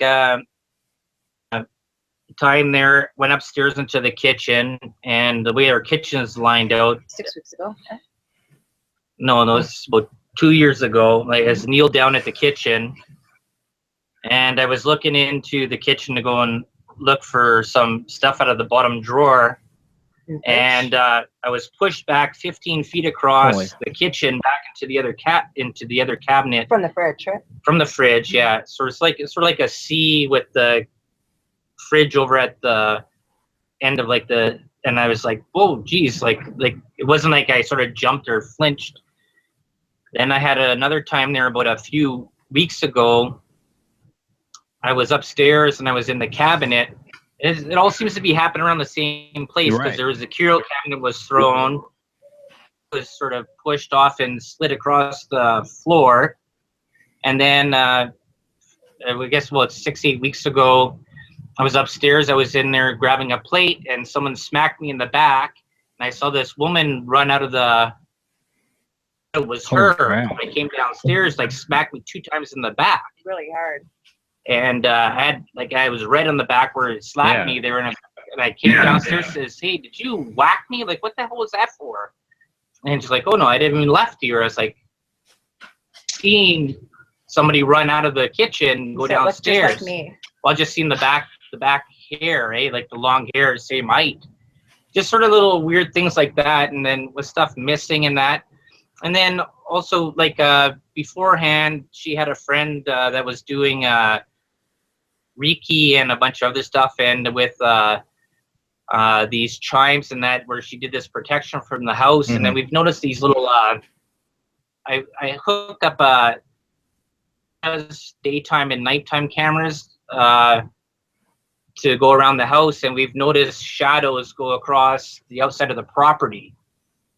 Yep. And the thing is, that it's funny is that when I was starting to record this, all of a sudden, all the batteries in the house all started dying, and now I can't even record anything on my on the security cameras anymore. I didn't tell him I was going to get quite into depth. We talked about this. He said he was going to tell his own story. I will get more into depth. We did have a house clearing probably about 5 years ago. A woman here that I met, I ended up knowing her mother. I didn't tell her what is here, and I've never revealed this before. There are 4 here. We knew it. Del's seen them. Logan's seen them. The really scary part I've never been able to find is, since this has been going on also, we've had a lot of health issues. Del's almost died twice. I know, Jason, when I called you, and I don't mean to be all over the place, but I called Jason in a panic. I usually am not afraid. I know fear feeds us. It seems to happen when the kids aren't home, when our youngest is at his dad's and our oldest is at a friend's. That's the other thing I do want to mention with my oldest. How he's affected is he gets very depressed. He can't stay in the house longer than 2 days. He's made a false suicide attempt. Thank God he talked to me about it. Gets very suicidal if he's here. And he's also spray painted symbols on the wall upstairs. We're not sure what he they brought are. he brought a Ouija board. No, he didn't. Oh no, that brought that in there. We got rid of that. And then there's also the part with other boards there that we've been sort of looking at these. Show me the symbols, and I'll tell you. I can find out what they are. Symbols and magic sayings and stuff like that. Nadell's been trying to figure out what this has happened. It wasn't a Ouija board. What it was when this started, I was following a website called Channeling Eric. Very good website, lots of information. You can check it out. I want to get away from the story. But they were advertising an e-board. Didn't sound like a Ouija board, nothing like that. The minute it arrived, I didn't even open it. And Dell and my oldest Logan said to me, don't open that. I don't feel good about it. I'm with them. Open, found out it was very much like a Ouija board. It was nothing what we expected. We could not find anybody to get rid of it. You know, we looked on the internet. Some people said crack it in 7 pieces, burn it, salt it, bind it, whatever. You know so what, Logan though? and I, It's not the board. It's not the board. It doesn't really matter. It's you. It's Dell. It's your family. You know, the board is just a matchstick. You have to light it. Hey, Jason. Mm-hmm. well, we didn't. Oh, sorry. Go ahead, Todd. Sorry. Oh, I just wanted to. We're gonna have to get our EVP people to go back and listen to this entire segment from when Lauralee and I lost your name now. I feel like a jackass. Dell. Okay. Yeah. From the entire time you've been on, I switched into headphones because I've been picking up some background growls and noises. So well, you So guys am are I. definitely gonna I have to didn't know listen. if that was something else. I know what that is. That's they're not they don't have headphones, and I'm coming out their speakers about 3 seconds late. It wasn't necessitely you. I heard Okay. some. We'll have to listen back. Okay, go ahead. Yeah, listen, it was like very growly. Wouldn't be surprised. Well, The thing is, was that this is the part down in the basement where she wanted to set this up. This is where the one of the or 2 of the 3 girls that come down here, and down behind me here. I don't know. it's in this corner right here. Well, behind me, anyways, back here by where the water pipe comes in, a thing of mold that was growing there. Is that she saw a little girl that was standing there. That's why she wanted to set it up down here. Maybe there would have been here instead of doing it in another room. Well, the other part I was going to tell you, I'm sorry I'm all over the place here. I guess Dell didn't understand I was going to get into quite a bit of detail. He was measuring things. You know how guys are. They're a lot more technical than women, and I'm glad that he did. But when the girl came here, we actually sat and talked for about an hour and a half. I found out I'd known her mom when I worked as a visiting nurse. She was the secretary there, and she just recently passed. So this woman was grieving quite a bit. But when I didn't tell her what was here, but ever since my oldest son, when we moved in here, was 15 months old, he talked quite late. Both my boys with the autism, ear infections, what have you. But as soon as he could speak, before we'd find him in the pools of vomit, the room he was in, he'd say, "Mommy, something in my closet, something in my closet, something in my closet." And we got to the point that he could no longer sleep in there. He used to sleep on a futon mattress in my ex-husband and I's bedroom. My ex-husband does not believe in this, but he's very respectful. He's even had his house cleared by this woman as well. But when she came here, she says, a little girl that had been trapped in my son's closet for hundreds of years, very angry. She said she helped pass her over. I don't believe it. I do believe this little girl is either a shapeshifter. I hope to God she's not a doppelganger. We have heard horrible things. She's able to mimic voices. You'll think the kids are calling you from upstairs, or Dell, or he'll think he'll hear me. You go up there, there's no one there. I have heard, but F you, biatch, die, horrible things. Well, this is also the part is that the room that was there above that he used to be in there. He used to say that he saw red eyes coming out of the closet. Yeah. And then also then he would go with, because I bought spray paint because I was doing something. He went and took the spray paint and started spray painting the symbols on the wall. Dell is hell bent that my oldest caused this. I don't think that's what happened. I mean, this has been a full-time job, like I've explained to you, Jason, over the years. And Well, it could be a little. It could be a little bit both. There, the spark was there of something happening or getting in your home, but it retouched your son, and it could be making it worse by what he's doing. Well, both of Dell and I have known each other since forever. He's younger than I am, but we have the same aunt and uncle through marriage. So I've known him forever. Anyways, what's happened is, like I said, that happened when she went through the room. But as she walked by my youngest son's room, the one with the autism, Justin, she said, "Ooh, I don't want to go in there." And I wish I had videotaped this. This is when Dell was extremely, extremely ill. He hates when I get into detail, but I knew I was going to tell you all this, and I want to share this. When she did meet me at the door, though, she said to me, "Laura Lee, I have been told by my guides, my angels, and all my protection on the other side that's good to come with everything I have. I'm in for the fight of my life." And again, Dell could barely get out of bed. No medical reason found for why he was so ill, but it was not good. Anyways, when she went in Justin's room, I swear to God, she sat on his bed, and as she was clearing the room, she closed her eyes and she said to me, "I'm hearing drums, ancient." She saw the guy that I saw in the tree. He wouldn't show his face, but the way she described what he was wearing, his hair, the whole bit, it was him. And then she said, "This is so crazy. I'm seeing fog burning. Can't burn." As she tried to clear it, she said to me, I heard her say, you know, "God, can you please take mercy on this being and help it cross over to the good side?" She was told no. And she said, "Well, then please treat it mercifully and take it to a place where it can learn things." At that time, she dropped to the floor. She just about passed out. She had tears streaming down her face. My heart rate was up to 150 beats, and I could not believe the energy. But outside, and it had been a clear, beautiful day, and I wish to God I'd filmed this. The wind was going about 80 miles or 80 kilometers, I guess. So I know it's 50 miles an hour. Yeah. There were clouds you could see just flying past. It was going crazy outside. She came downstairs, didn't find much, and she came into this room. And I've always known since I've moved into this house, I've always said to Dell, my ex-husband, where we're sitting right now off to the left in this corner, about 3 feet away, I've never liked this corner. There's always been something I could pick up. We came in and she said no.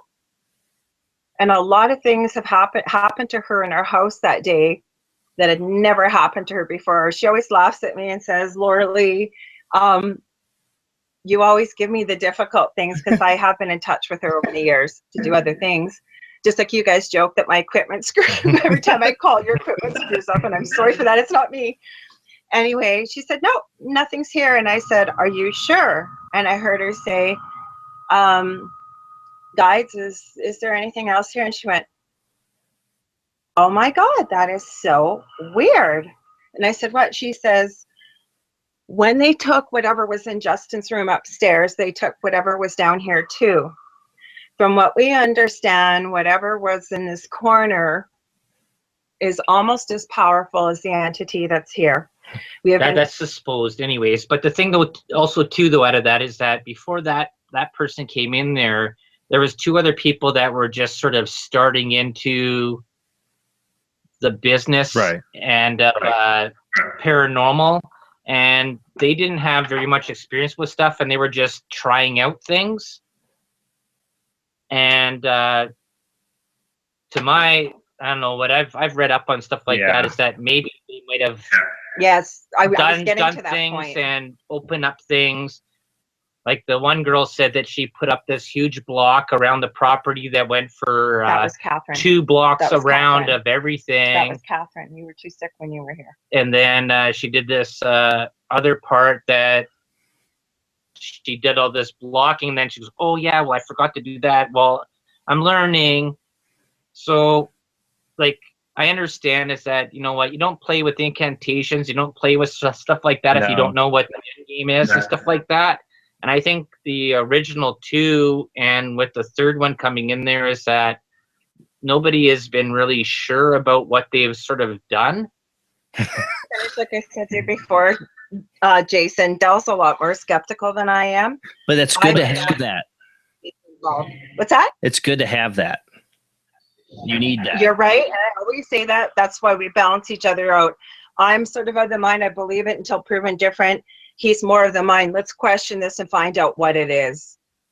So as I was getting back to this story, he's talking about the girl that was here. She said she had put up a protection, what have you, so on and so forth. And things amped up after that. They did. Back. She said she protected her vehicle. What he's talking about, the 6-week or 6 block grid and stuff. She said she had put up. First of all, I don't think she was powerful enough to deal with this in a grieving state. Second of all, she missed the third because Dell and Logan have both been able to see them. And I'll let him explain what they look like. Well, but Laura Lee, I'm gonna give you a couple more minutes, but we're gonna reach the last half hour mark, so we're gonna have to open it back up. Finish up quickly. Like I said, there's a lot more to this story. I know. But basically, Jason, I'll get into the story then when I called you. I could have probably done it in 3 minutes. Yeah, he asked me. And like I said, there's a lot more to this story. There are 4 evil entities that we know here. They've not been removed. They have just amped up, like you guys are hearing what you're hearing. Jason, you can be a witness to this. There have been other people you know that are very well versed in the field have had this demon visit them as well. Again, from my story, but they'll confirm it. They've told me. About 6 weeks ago when the kids weren't here, maybe 6 weeks when I called you, and what had happened was before we were done. Okay, so the 3 things are a woman, about 50 years old, short, about 5'6", blondie gray hair. There, you got a tall guy. He looks like a really tall, skinny guy. And you got little small, little shy guys that like from Nintendo. So those are the 3. He wears entities. a hood, has a white face, and he's talking about the shadow guy. And then there's and what have you. Anyways, I don't sleep much, and Del put a camera up in here. I won't get into it to take up too much time, but it was about when that coin I told you about with the foot hang on it, I didn't know, went flying over my head just as I put it 8 feet away in this room, and Del walked out. That's why there's cameras in this room now, so we can see what's going on. Anyways, apparently I was sitting there. I don't remember this. Del said it looked like I looked like a marionette. Something was moving my arms, whatever. He came in there, got me out of there. I was really angry with him because he was so firm with me. He's not usually like that. Anyways, I was awake in the bedroom a couple hours later. Actually, Del, this may even have been Jason, after I talked to you. Del was sleeping and he started jerking like he was seizuring. And I'm a nurse and I started pushing him, trying to wake him up. And when he was talking to me, it was his voice, but it wasn't. I said, no, I'm okay. No, I'm fine. And I kept shoving and shoving and shoving him. When he woke up, he started coughing, and it was like something out of Supernatural was coming out of his mouth. I mean, I don't know where it came from. Thank God he's still alive. Again, there's so much more to the story. I don't want to take from anybody else. I apologize it's taken so long. But anyways. No, it's all right. I told you we're going to try to fit in as much of it as we could. Yeah, no, there's way more. And like I said, I don't want to keep else going to give me crap afterwards for going on so long. Anyways, I'm sorry, guys. I hope somebody else can call in. No, we got time for that. I just want to say this story will be continued because we keep getting more and more of it. And it was nice to hear Del talk about it too, what happened to him. And it's like I said, we're going to have I wanted you to come in and try to tell it as much as you could because it's a really good ongoing ghost story. But we definitely have the show where we get to present a lot of the stuff you guys have captured. Yeah, you guys go ahead. I apologize. I'm looking forward to hearing everybody else's stories. Great costumes, everybody. And we'll you guys talk look to awesome. everybody else's stories. Thanks for the opportunity.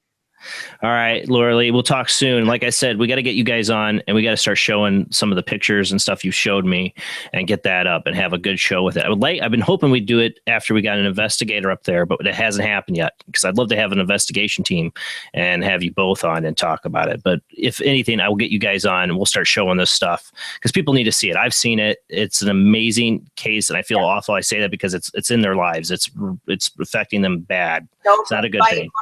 Scratches, and again, we have not been able. An investigator, something always happens when they try and come. Anyways, talk to you soon. All right, happy Halloween.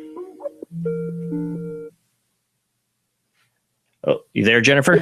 More noises. You there, Jennifer?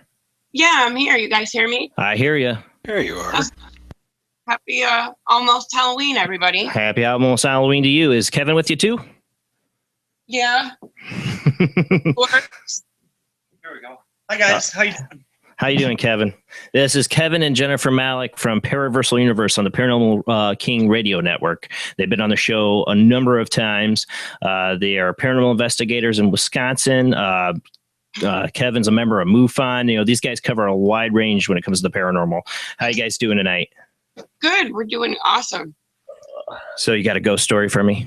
Oh, I do. Mine actually. My encounter involves the Hat Man. Oh, awesome. I was actually 14 at the time this happened. It was in August 7th of 96. And that whole first week, it started out where we would see shadow figures in and around the house. Quick, couldn't make out what they were. My mom calls because she was at work. They had to take my grandmother to the hospital because she was having respiratory problems. And she had actually told me that when the ambulance came and got my grandmother, that she actually saw the Hat Man. And the hat that he happened to have on was a fedora. So we had, like, you know, the black duster, the boots, the red eyes. Kind of like a shadow Men in Black. Right, right. So for the whole entire week before my grandmother passed away, it was me, it was my stepsister, it was both of my parents. We all saw the Hat Man entity around the home for a week straight. And my encounter was the night before the night that she had to go into the hospital and had passed away. Everybody had went out. I was home by myself watching TV, and I started hearing footsteps on the upstairs floor of the house. And you know what it sounds like when you have carpeting and you can hear the footsteps and they walk. And it kind of was pacing. I heard doors open and close. And, you know, at this point, it's like, oh shit, did somebody, part of my language, did somebody get into the house? I'm by myself. Do I try and call somebody? Grabbed a baseball bat, because my dad had one in the living room by the sliding glass doors. And I walked upstairs and I walked into my parents' bedroom. And sure enough, standing in front of the dresser was this Hat Man. Oh, man. I had literally no words. I couldn't speak. You were frozen. I was frozen. I felt so much fear that day. I couldn't even describe it. I know that fear.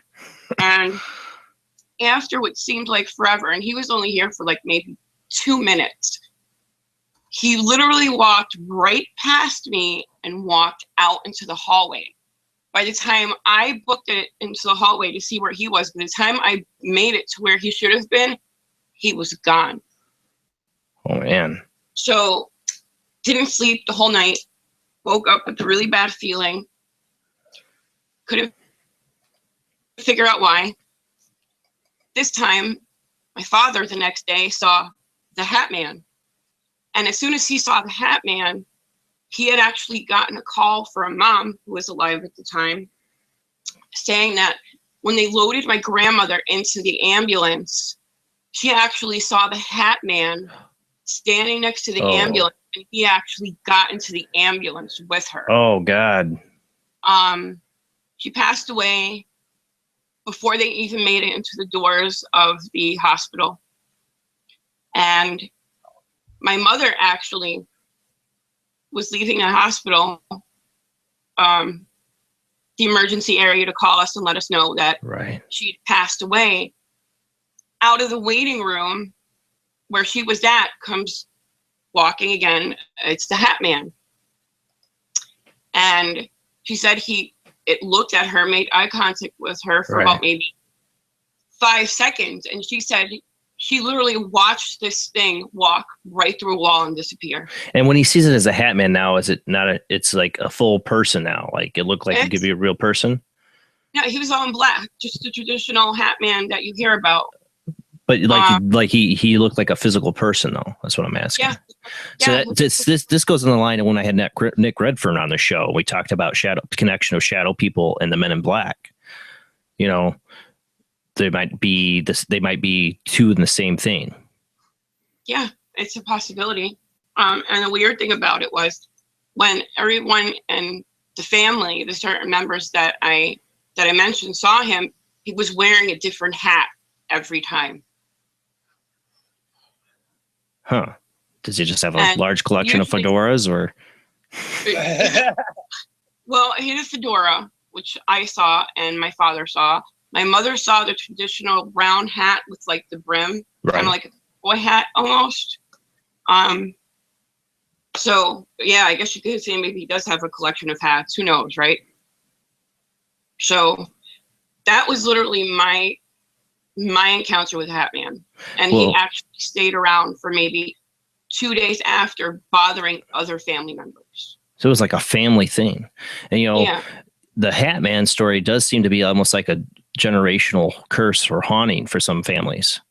Well, when they talk about Hat Man, usually he's associated with people that are seriously depressed or suicidal and before a person passes away. Mm-hmm. Well, like the Grim Reaper almost. He's like the modern Grim Reaper of our time. You know, but it gets me back to the whole Men in Black thing and the connection of the shadow people and the Men in Black is like maybe people that see him as shadows like I did. You know, and I almost thought I saw a hat when the first few times I saw this thing front on. But maybe the reason you guys all saw different fedoras is that it can only project itself off of our own memories. It has to build a character off our own memories. So your mom has a different idea of a fedora than you do. Yeah. You know what I'm saying? So maybe it's just using our own thoughts to make a physical presence to hide itself. That's my sci-fi brain working there. But well, that, and I think a large part of it is that we feed this being with our fears. Yeah. Yeah. And what is it with a man in a fedora hat that fears the hell out of a lot of people? I don't know, because he's all over the place, the Hat Man. Well, thank you, Jen, for calling in with that. You're welcome. And you guys can check out their show every Friday night on the Paranormal Radio King Network. It's from 7 p.m. Central Time, right? Starts. Yes. That's what I know. You can find that on there. They're on Mixler, TuneIn. You know, you can always find the archives of their shows. You want to learn a lot about the paranormal and many different aspects. These are your guys. So check it out. Paraversal Universe every Friday night. Thank you. You guys have a happy Halloween. You too. Happy Halloween. Happy Halloween, everybody. And go Cubs. Happy Halloween. All right. I want to see if I can get a hold. I had somebody waiting a while. I don't know if she's there. If you're there, Jill, I'm going to try to call you. See, maybe. Will let me call her? Skype. There we go. See if I get Jill. Now, I know she had a picture she wanted to ask Rhodey. I forgot to ask Rhodey if she could show it, but I wonder if it's a picture we had on the show before. We missed Joe. I've somehow become a clown. Your voice sounded very clownish too. I think I have to blame Bill for this. Why are you all high pitched? I think I also have to blame Bill for that. Oh my God. Oh. Speaking of that, while we're waiting to see if anybody else calls in, Todd, you had a very interesting experience after our show last Sunday.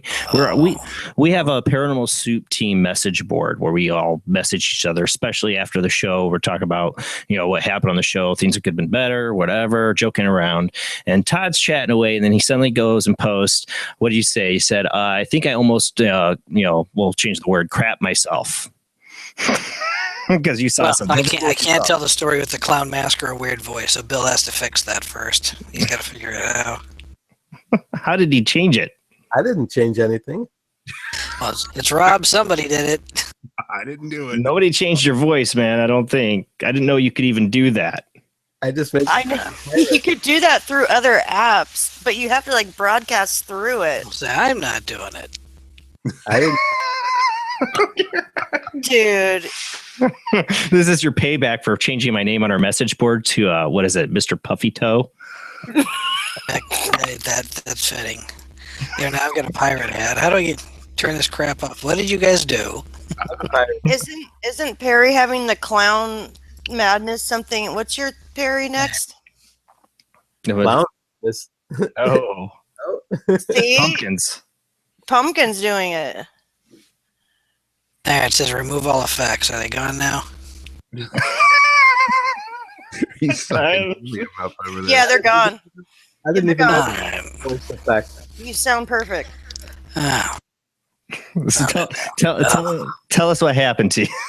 Sounds like Elvin. Change the voice. Yeah, well, however you did it, I'm going to find you and hurt you.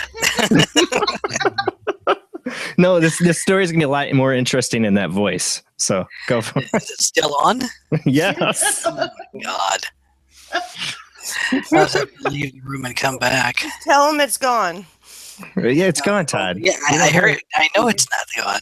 You sucking some helium or what? I've never even knew that you could even do that. I think Rob did something because I saw. I didn't do it, man. Somebody did. It wasn't me because I didn't even know you could do that. I didn't either. I know you could add those little mask things. There's been a lot of really weird stuff happening tonight. So, well, look, Todd, are you back to normal? Story. All right, there. Oh, this is an embarrassing one, but all right. Okay, you're back. So after the show, I'm probably not. It still sounds like Alvin and the Chipmunks or something. And No, you don't. No, you're fine. You're fine. It's an embarrassing enough story. And I think I'm going to have to blame Rob because he's the one that's been really silent. So he's probably done it. But nature called. I went to go to the bathroom to take a leak, and as I looked up to look out the window, about probably 6 or 7 inches below where my face reflection would be, there was a face looking right back at me. And I jumped. I peed all over the floor, the toilet seat, and everything else because it startled the crap out of me. Scared to pee. Crap I did. Crap too. I ran back to my computer desk, grabbed my 45, and ran outside because the first thing on my brain was there's some pervert out there on a ladder because it's a second-story platform, a second-story window. So I run out on the back deck with my pistol in hand. Nothing. Did you pull your pants. There's nobody out there. Yes, I did. Okay. I don't have to pull them all the way down to pee, Jamie. Well, sometimes you get scared, you forget. Did you zip up? That I couldn't tell you, honestly. So I run outside. I first looked at my daughter's window to make sure there's no ladder out there. I looked back everywhere. I stood out there. I was talking to these guys, everybody on here in the panel, texting on my phone as I'm standing out there looking around. And I finally gave up, came back in the house, and cleaned up the mess I made. It was just like, what the hell was that? And as clear as a bell, there was a face. I could not give you details, but there was a face. The male or female? Looking in I couldn't tell you. That was the day after the face. show, right? It was right after the show. Yeah. It was immediately after the show, within like 10 minutes or so. It was, because we were chatting. It startled the crap out of me. Now we know that Todd likes to take a leak while he's typing messages to us on Facebook. I did that afterwards. The phone was in my pocket. See, that's one reason why you're supposed to look think where you're aiming, not out the window. Posts are done on the toilet. So I even had to I had to post a picture of the toilet so everybody could see where the window was, because that's my nice view. I get to look out at the starry sky and pee. You're supposed to look at the toilet. It's almost like going outside. Well, I have another ghost story here. This only one person wrote me a ghost story, because I said if you couldn't call in, and I think she's got some wrestling tonight because Heather is a big wrestling fan. I don't know. She said she had something tonight, so she wasn't sure she'd be on. So she wrote me her ghost story. So I want to make sure I read this before we run out of time tonight. This is from Heather Wood. When I was 8, my mom bought an old ugly mirror from an auction. She insisted on hanging it in my room. I love that. Mom, look at this. Oh, it's old. It looks like something creepy from the garage could come out. I'm going to put it right in your room, sweetheart. Oh, wait. We got Sandy called in. Hold on. Well, I'll continue that story in a minute because I can't read it while I got Sandy on the phone. You there, Sandy? You there, Sandy? Maybe. Hello. Yeah. You hear me? Now I hear you. How you guys doing? Doing good. Happy Halloween Eve. Happy Halloween. No, it's Halloween here. Well, not here yet, but we're getting there. All right. So you got a ghost story for us, I'm sure. I A monster story. Yeah, I got a monster story for you. I've been wanting to tell this one since you had the cryptid show. I'm sorry. Oh, yeah. My grandfather, who believed in everything, he actually gifted me a first edition Chariots of the Gods. Oh, yeah. I got one, too. That he read so much that the pages are pretty worn. But this story he told me is when he used to work construction, and he would travel to some of the jobs that he had to do there on the West Coast. And he had to be in a Pyramid Lake in Nevada. And while he was there, he decided with him and a bunch of the guys that he worked with on a day off, they decided they were going to go out on the lake and go fishing and stuff like that. Well, as luck would have it, they were about 45 feet from what they saw. They said that there was another boat that was a ways from them, about 45 feet away from them. They were fishing in a spot, and there was this big, the water all of a sudden kicked up, and something bumped underneath the other person's boat and flipped the boat upside down. Oh, jeez.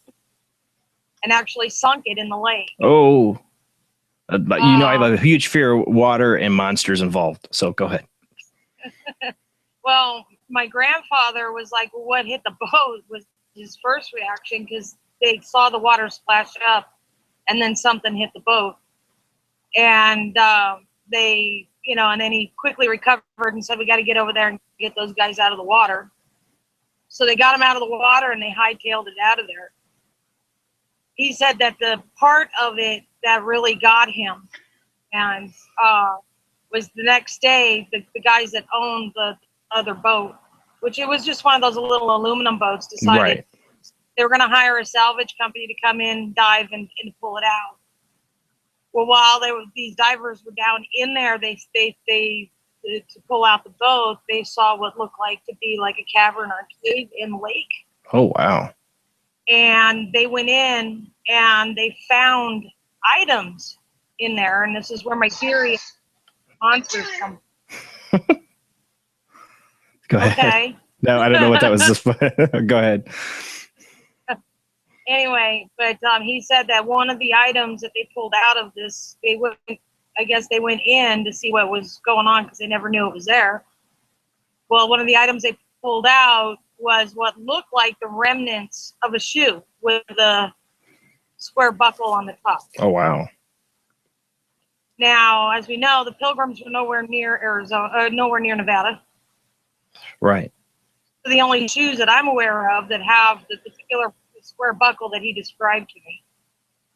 And he had this belief, and I have a tendency to believe him, that all the waterways, the major waterways like lakes and stuff like that, are connected all over. So this is like a monster. It took a pilgrim a long time ago and brought it and coughed up a shoe over in Arizona. You said Nevada. No, according to him, he thought that, I mean, his theory was that somebody, you know, like Champ, okay? Mm-hmm. He always thought, well, Champ found one of these waterways, cruised Right. through, it through, but at the same time, it's always pushing water through. So anything that might have sunk to the bottom of a lake or that water can push through as well when it moved through. That's an interesting theory on that. And he always believed that. And it's why he said that because he always, in his part of his theory was that when there's a large amount of sightings of Loch Ness, Right. there are no sightings for Champ. That'd be a long travel, though, underground. Right, but he always said there would be there's no sightings for Champ, and then he'd say as soon as Champ would show up, the sightings for Loch Ness would stop. That's something we should bring up if we get Scott Mardis back on. That'd be a good topic for him to dive into, because I'm sure he's got a theory on that as well. Well, But he believed that what he saw bumping that guy's boat was truly a monster. Right. Oh yeah. It really. That's my fear is being in the water and something that's not supposed to be there, like a monster getting me. I have a huge fear. Jaws scarred me for life. Stay out of Lake Michigan. Yeah, I don't go to Lake Michigan. Well, thank you, Sandy. Happy Halloween to you, since it's Halloween your time. Happy Halloween to everybody. And I hope you have a good Halloween tomorrow. Oh, it'll probably be a relaxing one. Oh, good. I got to work. All right, Sandy, you have a great night. Thanks for calling in. You too. Thank you. All right, bye. Yeah, if we've got time at the end here, Jason, there's one I've got to tell. Just to ask the Malik's opinion. One that happened to me when I was like 16. So. All right. Well, I want to finish this one from Heather Wood really quick before somebody else calls in. When I was 8, my mom bought an old ugly mirror from an auction. She insisted on hanging it in my room. One night, my little brother came into my room because he was scared of a storm that was going on. In the middle of the night, he elbowed me to wake me up. I asked what was wrong, and he said, "Look at the mirror." So I stayed up trying to adjust my eyes to the darkness. When that happened, I saw a solid black figure with razor-like teeth staring back. What seemed like a few minutes, the figure and I stared at each other. Then it jumped out of the mirror, knocking it off the wall and darted under my bed. Oh, God, that's the worst. At the moment, my parents were on their way upstairs as my bed moved away from the wall. I ended up on the floor, and my brother went running. Ever since that experience, I've been curious, and it was motivated me to start my own paranormal group with my 17-year-old daughter. That is crazy. You know, 1, mirrors are kind of creep me out. 2, things going under your bed and moving your bed. That's pretty creepy. So thank you, Heather, for sharing. Yeah, thank you. All right, Todd, what were you going to say? Oh, it's just one.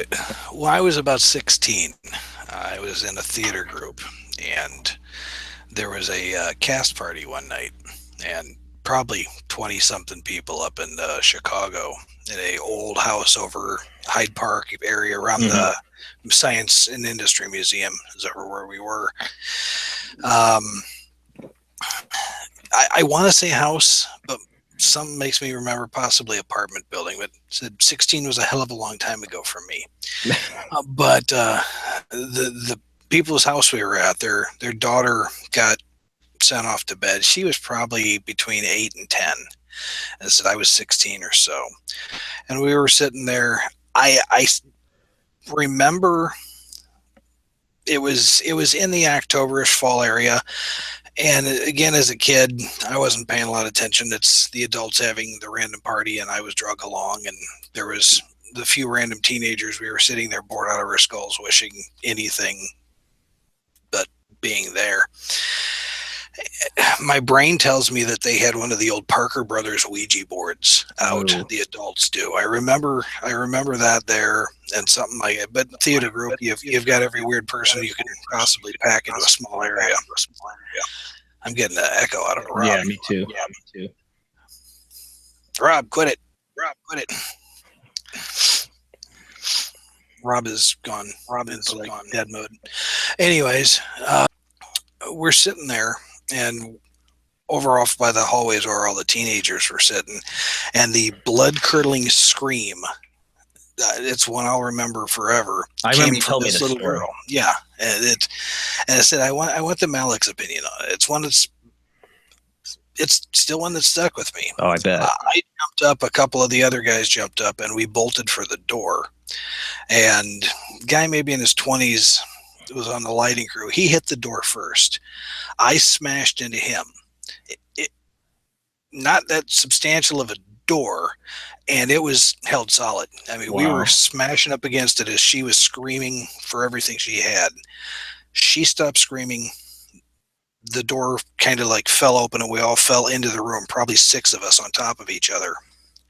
The room looked like somebody had went at it with razor blades or box cutters. Everything. I mean, everything in that room was shredded.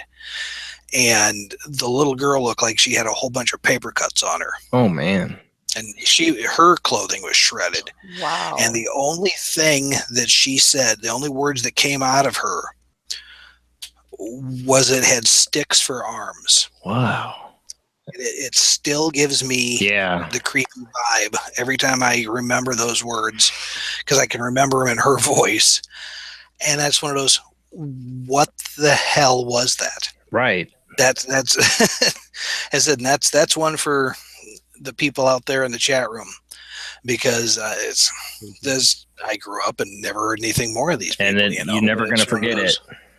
No, never in a million years. Something like that. Yeah, that's pretty freaky. Yeah, definitely. I remember you told me that story before. My first was like, can I get in that house? I couldn't tell you where it was. I know. And I forgot that she said it had like, it was like a stick figure. I know, it was just, it had sticks for arms is exactly the words that came out of her mouth. And then the parents snatched her and brushed her off, and that was the end of the party. Everybody went home. But it's one of those, there's people that are more into the demon end on it, and my brain tells me that's exactly what that was. Yeah, well, it wasn't something nice and pleasant for sure. It wasn't. No, it definitely wasn't fluffy. Well, I don't care if I run over just a little bit, but Bill does have a show afterwards. If there's anybody that does want to call in on either the my Skype audio line or one more time on Jeff's video, go for it. Mine is oojblandoo, and Jeff's is Souplivechat 800 live chat. That's for video Skype calls. I wish I could have done this show sooner, but I had the Cubs game go. And I knew that because I almost thought about making the show 3 hours. I almost thought about it because I know we always get a lot. We get a lot of stories. And it's hard to fit them in. And I wanted to give more time to Laura Lee, but we're going to have a show where we show the stuff she's been showing me because it's about her. Yeah, I was hoping maybe to get like condensed version of her story. It's hard for people to do that because there's so many synchronicities and so many things. It's like you want to tell it all. I've experienced so many factors that go into. Right. Well, I experienced this recently when I had to sit down and write my story, what happened to me with the dark entity. And this is a little book plug for Mike Ricksetter, who has his new book out. And then I forgot to put it in my notes. Hold on. He's mailing me a free copy of the book, and I'll definitely show it. Paranormal Encounters, I believe. It's a book of ghost stories. It's this volume 2, I believe. You can look up Mike Ricksetter and find it on his Facebook, or you find the Amazon link for the book. But my story's in there, along with a number of other people who contributed of our own paranormal experiences. And I put my most darkest one in there, the shadow person experience.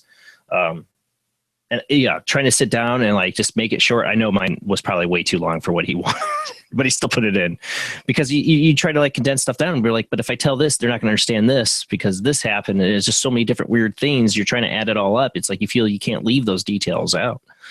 And it took me forever. That happened when I was 17. I didn't write it all down until, last month because I was forced to, in a way, because I agreed I'd give him the story. But I don't see any other callers. We got 2 minutes till. Next week, like I said, is going to be Katrina Cooper and Rhodey Speak. They are investigative partners. You could call them. Rhodey's the ornery skeptic at times, but loves the paranormal. And I see her wheels always working to try to explain something. And Katrina is, of course, a medium, a very well known medium now. I think starting to get way more known. It's completely always booked, but she's fit it in her schedule to come on the show again. And we're going to do, of course, their investigation evidence, but second half of the show, these call-in lines that we were using tonight, we're going to use them then. Call in and see if Katrina can read for you. She's done amazing things. You wonder how a medium can connect with a person over just a Google Hangouts or a Skype link, but she does. She didn't know she could. I remember her first time, she was kind of like, I don't know, I haven't done that before like that. And she did awesome. So it'll be interesting. And Jamie, I was gonna say tonight you had a little bit of an experience too. Was it before the show? You're saying Jeff got pushed out of his chair? It was literally 10 minutes before you were starting. Oh yeah. And it started to seem like something did not want us to air tonight. We had a sequence of things. Well, not that. We have a pile of USB cords here on the floor to reconnect to try to fix the camera. We thought it was the cap. Kept fixing it. All these little things kept going. Well, then Jeff was sitting in this little rolling chair here that I'm on, and I walked around and I went to say something to him, and it was like he got thrown to the side and like knocked out of his chair and landed on his side. I thought the wheel broke on the side. Like he slid and fell, and he landed hard on his hip. So I was like, what the hell? I get up and I go to tell you guys we'll be there in a minute. Right. I don't know what's happening. That's when I'm like, guys, we're working on it. Then I came back in here. I'm like, are you all right? And he goes, my thumb in my side. And so I checked the chair. Nothing's broke. I even was, jumping around on it after to see how I don't know what happened, but it was like something threw him out while he was trying to fix stuff. Well, you're the one wearing a Ouija board. Just asking for it. Zombie. Yeah, now he's in a hazmat suit. So that was because of the burritos. Yeah, don't fart while you're in that thing, man. We warned you. Well, thank the gas mask. Oh, we need to get into Halloween officially. It's Halloween now. It's 10:01. Officially here at Halloween where I'm at. It's Halloween for you guys. Still got 2 hours on your end. Yeah, I still got 2 hours, but happy Halloween. Yeah, happy Halloween to everybody. We're getting, I think this is the scariest Halloween when we got, killer clowns out on the streets and 2 crazy people running for president. This is probably the scariest Halloween. Yeah, I keep hearing this whole. A minute ago. What? Was Jeff creeping behind me again a minute ago? No. He's on camera the whole time. He's on camera, yeah. Oh. I keep hearing this clown purge thing that people are talking. Hasn't there been something like that every year for like since the movie The Purge came out? People have made these threats. Jason, one of these clowns is going to get himself shot one of these days. I said that, and then it was like the week later. It happened in Fort Wayne. Yeah, a week later, then it happened. Oh, somebody did get shot? Yes. Oh, yeah, it was a guy like on his way to a kid's birthday party or something. He was standing on a street corner and dumbass winged a shot at him. Yeah, and that was an innocent clown. A poor innocent clown had to suffer because these other jerks going out there and scaring people. And a real clown got shot. Why couldn't it have been one of the jerks that were trying to scare people? Yeah. Exactly. Well, I have friends that were clowns. I grew up with a family that were all clowns. They did that as a family together. And I always thought with these clowns popping up, it's dangerous for people who do this as a hobby or a profession. Now they have to worry about people popping shots at them, thinking they're these killer clowns out there from the Purge. And there's a lot of families that do that kind of stuff together. Clowns never bothered me till I became a professional photographer and got hired to go to like a clown event to take photos of these people. And it was the saddest group of angry people I've ever been around in my life. No, they're in these colorful reeking of clown whiskey outfits, and every single one of them was just a really hateful person. What is going on here? It's like a bad Hunter S. Thompson book. God. With I forget the guy, the comedian's name, Shakes the Clown, I think it was called, where he was just drunk. Bobcat Goldthwait as a clown. Yeah. Well, thanks everyone who called in tonight. Sorry if you didn't get fit into the call. I tried to make it as best I could in 2 hours. Was trying to get as many people on as I could. Next Halloween, maybe I'll try to get my wife to let me have a 3-hour show. I don't know. It all depends if I'm off. But maybe next Halloween we'll try to expand it. Maybe have a 3-hour show. If you guys think that'd be cool. You guys need to study up though and get your I'm ghost good for stories it. lined up. Nobody wanted to call in and tell them. We're a Yeah. paranormal show with a panel full of people, and nobody's got ghost stories. That's almost impossible to believe. They never got a chance. They never got a chance. Well, they never had got a chance. Yeah. Minutes longer here, Jason. I could tell you a little bit of my ghost story. All right. I say, and I can't not hear it, so go for it. The only thing he'd be getting off of his show is for your show. So you're right. Yeah, I don't care. I mean, he didn't get people the time. He said when Jason's shows end. So, well, I scheduled it for 12:15. So there we go. But all right, well, let's hear it. But well, I could go on for a while, but I'll just tell a few highlights because basically, I mean, and it's one of the things that sort of always made me interested in this sort of stuff from a very young age. I mean, I was into a lot of weird stuff and ESP stuff and all the supernatural sort of things. Because basically, well, it's the house I'm living in now, actually, that I grew up in, and it was very active when my brothers and my sister and all of us were living here. I mean, everybody in the family experienced, quite a lot of stuff. And I mean, one of the things that was like almost, I mean, at times it was almost a daily thing where in the middle of the night, it sounded like somebody in big boots was walking around in our attic. I mean, that's like a classic one from a haunting, like the boots in the attic. Always heard. And one of the things, I mean, I can remember laying in bed as a little kid. I mean, it at times it sort of scared the shit out of me because I would be laying there in bed and I would hear like sort of noises getting like things moving around in the kitchen, almost like dishes and silverware getting moved around or something. And then I would hear footsteps walking from the kitchen. There was like a hallway between the kitchen and the area where my bedroom was. And I could hear like somebody walking toward where my bedroom was. And I'd be thinking, oh my God, please don't come in here. Please don't come in here. Oh, and yeah. The footsteps would always sort of just stop. And then it was like a sort of repeating thing where I would suddenly hear the noises again in the kitchen. And then the footsteps come. I would never hear the footsteps go back down the hallway. They always come at your door toward that part of the house, like down the hallway, yeah, the kitchen, and then stop all of a sudden, and then it would like repeat itself. That's like almost a residual type thing. Yeah, exactly. That's what I was thinking. Repeating itself. But a few of the things, like one time, and this was like, and one of the things that happened, it was during the day.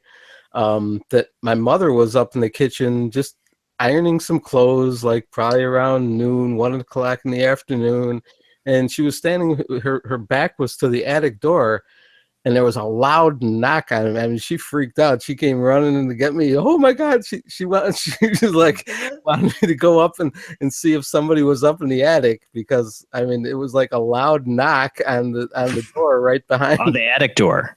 Yeah. Oh, that's creepy. What is it with ghosts in attics? It's like, oh, well, I got to live somewhere. I guess I'm gonna have to live in the attic because they don't want to be in our space, right? I think it's because there's more room for them to go. Right. I've actually followed energy with like mel meters and things like that to try to. I would find these clouds that when I would try to get a baseline of like the property when I moved in, and stuff started happening, I could actually find like almost like these blobs of energy and follow them around the house. I could figure out the sizes of them and everything. And so I think they need, and like I'll walk into it and you see them like shoot. And it's like, I think it's almost like pushing two magnets together and you get that weird force or something, but they like blow away and they need their own area to kind of like hang out. That's why I don't think investigations with a whole bunch of people are good. Me neither. Yeah. We've got Katrina hanging out in the chat room who has the radio link to the other side. We need some questions answered, Katrina. Why attics and basements? Well, that's to save that for Well, next Sunday. it was all over the house. I mean, because we used to. I mean, there was all sorts of odd things. I mean, sometimes like the smell of flowers when there were none there in our basement. Sometimes here, and I mean, well, the weirdest thing was when I actually saw something, and well, my brother too. It was very sort of similar because with my brother, he got up in the middle of the night, went to the bathroom, and leaned over to get a drink out of the sink. You know, he was pretty young at the time. I don't know, maybe 12 or something like that. And I guess when he stood up, he saw a person standing behind him in the mirror. Ooh. And he just sort of did one of those sort of things and sort of closed his eyes and shook his head, and then he opened his eyes again and it was gone. And similar thing happened to me when I was I don't know, probably around 10 years old or so, somewhere around there. And woke up in the middle of the night, went to the bathroom, and as I was turning to close the door behind me to go into the bathroom, I saw somebody walk past the door. And I mean, it looked like, I thought it was my brother because it was about his height. And so for some reason, something made me go out there and flip the light on because I thought he was screwing with me or something. But of course, nobody was there. I mean, and I went and looked, and everybody was sleeping. It was, the middle of the night. Everyone was in their beds, and no one was, he would have had to be, like quick draw McGraw fast, right, to get out that fast, because I like whipped right around the corner and flipped the light on, and there was nobody at all there. And you've had on your show Toby, isn't it? Toby is what you guys think the name of the ghost is? Yeah, that's who we always used to say. I mean, we never knew his name. The little boy, right? Right. The research, the family name that of the people that lived here before my parents bought the house, because I guess their son died here when he was a little kid, and so we always said, right. Well, there's your answer. But when those things were happening, that's what we always said that it was, Yeah, but it could be a lot more than that. Well, tonight on Pumpkinhead Paranormal, you can find that on YouTube right after this show. Bill will be hopping on there with live Spirit Box, and we'll see if Toby comes through. Who knows? Maybe. But see, there's the questions I need answered again. Why do you get this cigar smell smoke? The pipe smoke? Why do you always see the spirits in the old Victorian or something dress? Or the perfume? Yeah, mine was in a dress. My woman was in a Victorian nightgown. But that doesn't go with you. It's what you picture yourself, I believe, because my theory on that, and I know we're running over, but my theory on that is when you get ghost pictures, a lot of times the ghosts their face always seems to be blurry, but their clothes and everything else will be good. And I've always said, is this because they know their clothes? They can picture that in their mind. But we don't, especially for people back in the day that didn't have a lot of mirrors and stuff, they don't really know their faces that well. So to project that is harder. Or it's harder to manifest. That's what I mean. I think to get to a time where we didn't have mirrors, we're talking pre-Egyptian. Right.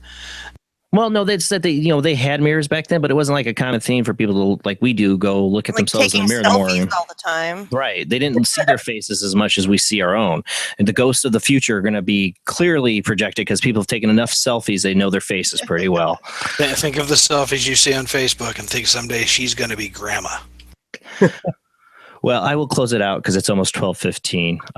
Again, thanks to the Paranormal Soup team for all being here tonight. I think we got everybody pretty much. We didn't miss anything. Even Judy was able to join us. Yeah, we got them all.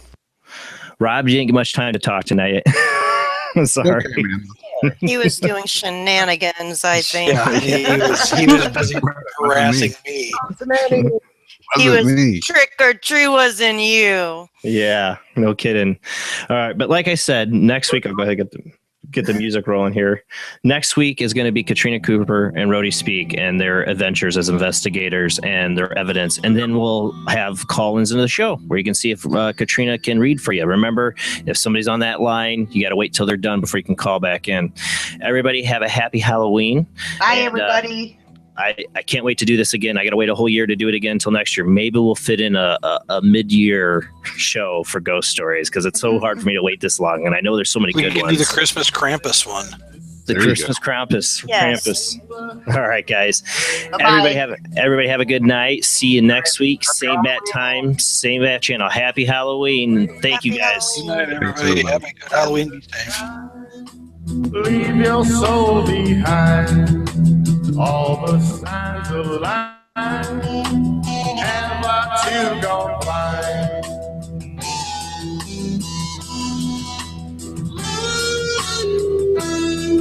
Looking for the way where silence holds a day. Just a witness where the living never lost my slave.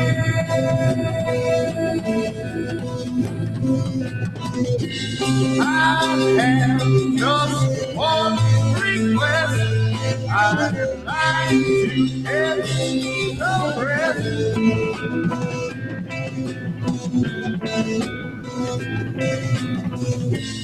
I travel to the edge and rest. I settle for what is left.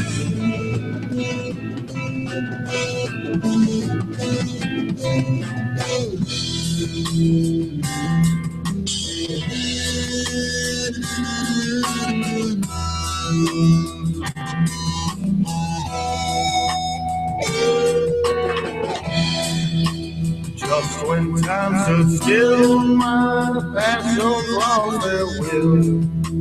Never found my fill. Approach the ancient hill. Walked along the path, saw a peak at last. Worn and weary, saw so clearly I had come to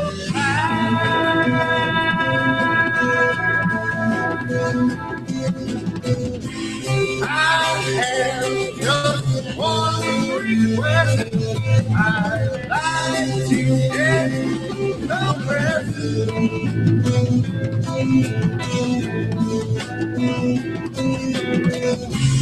I travel to the edge and this. I settle for what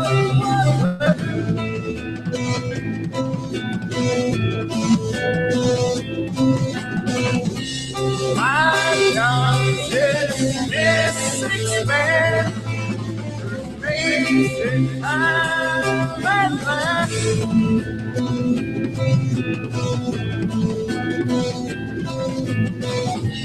I see my soul depart. I found my last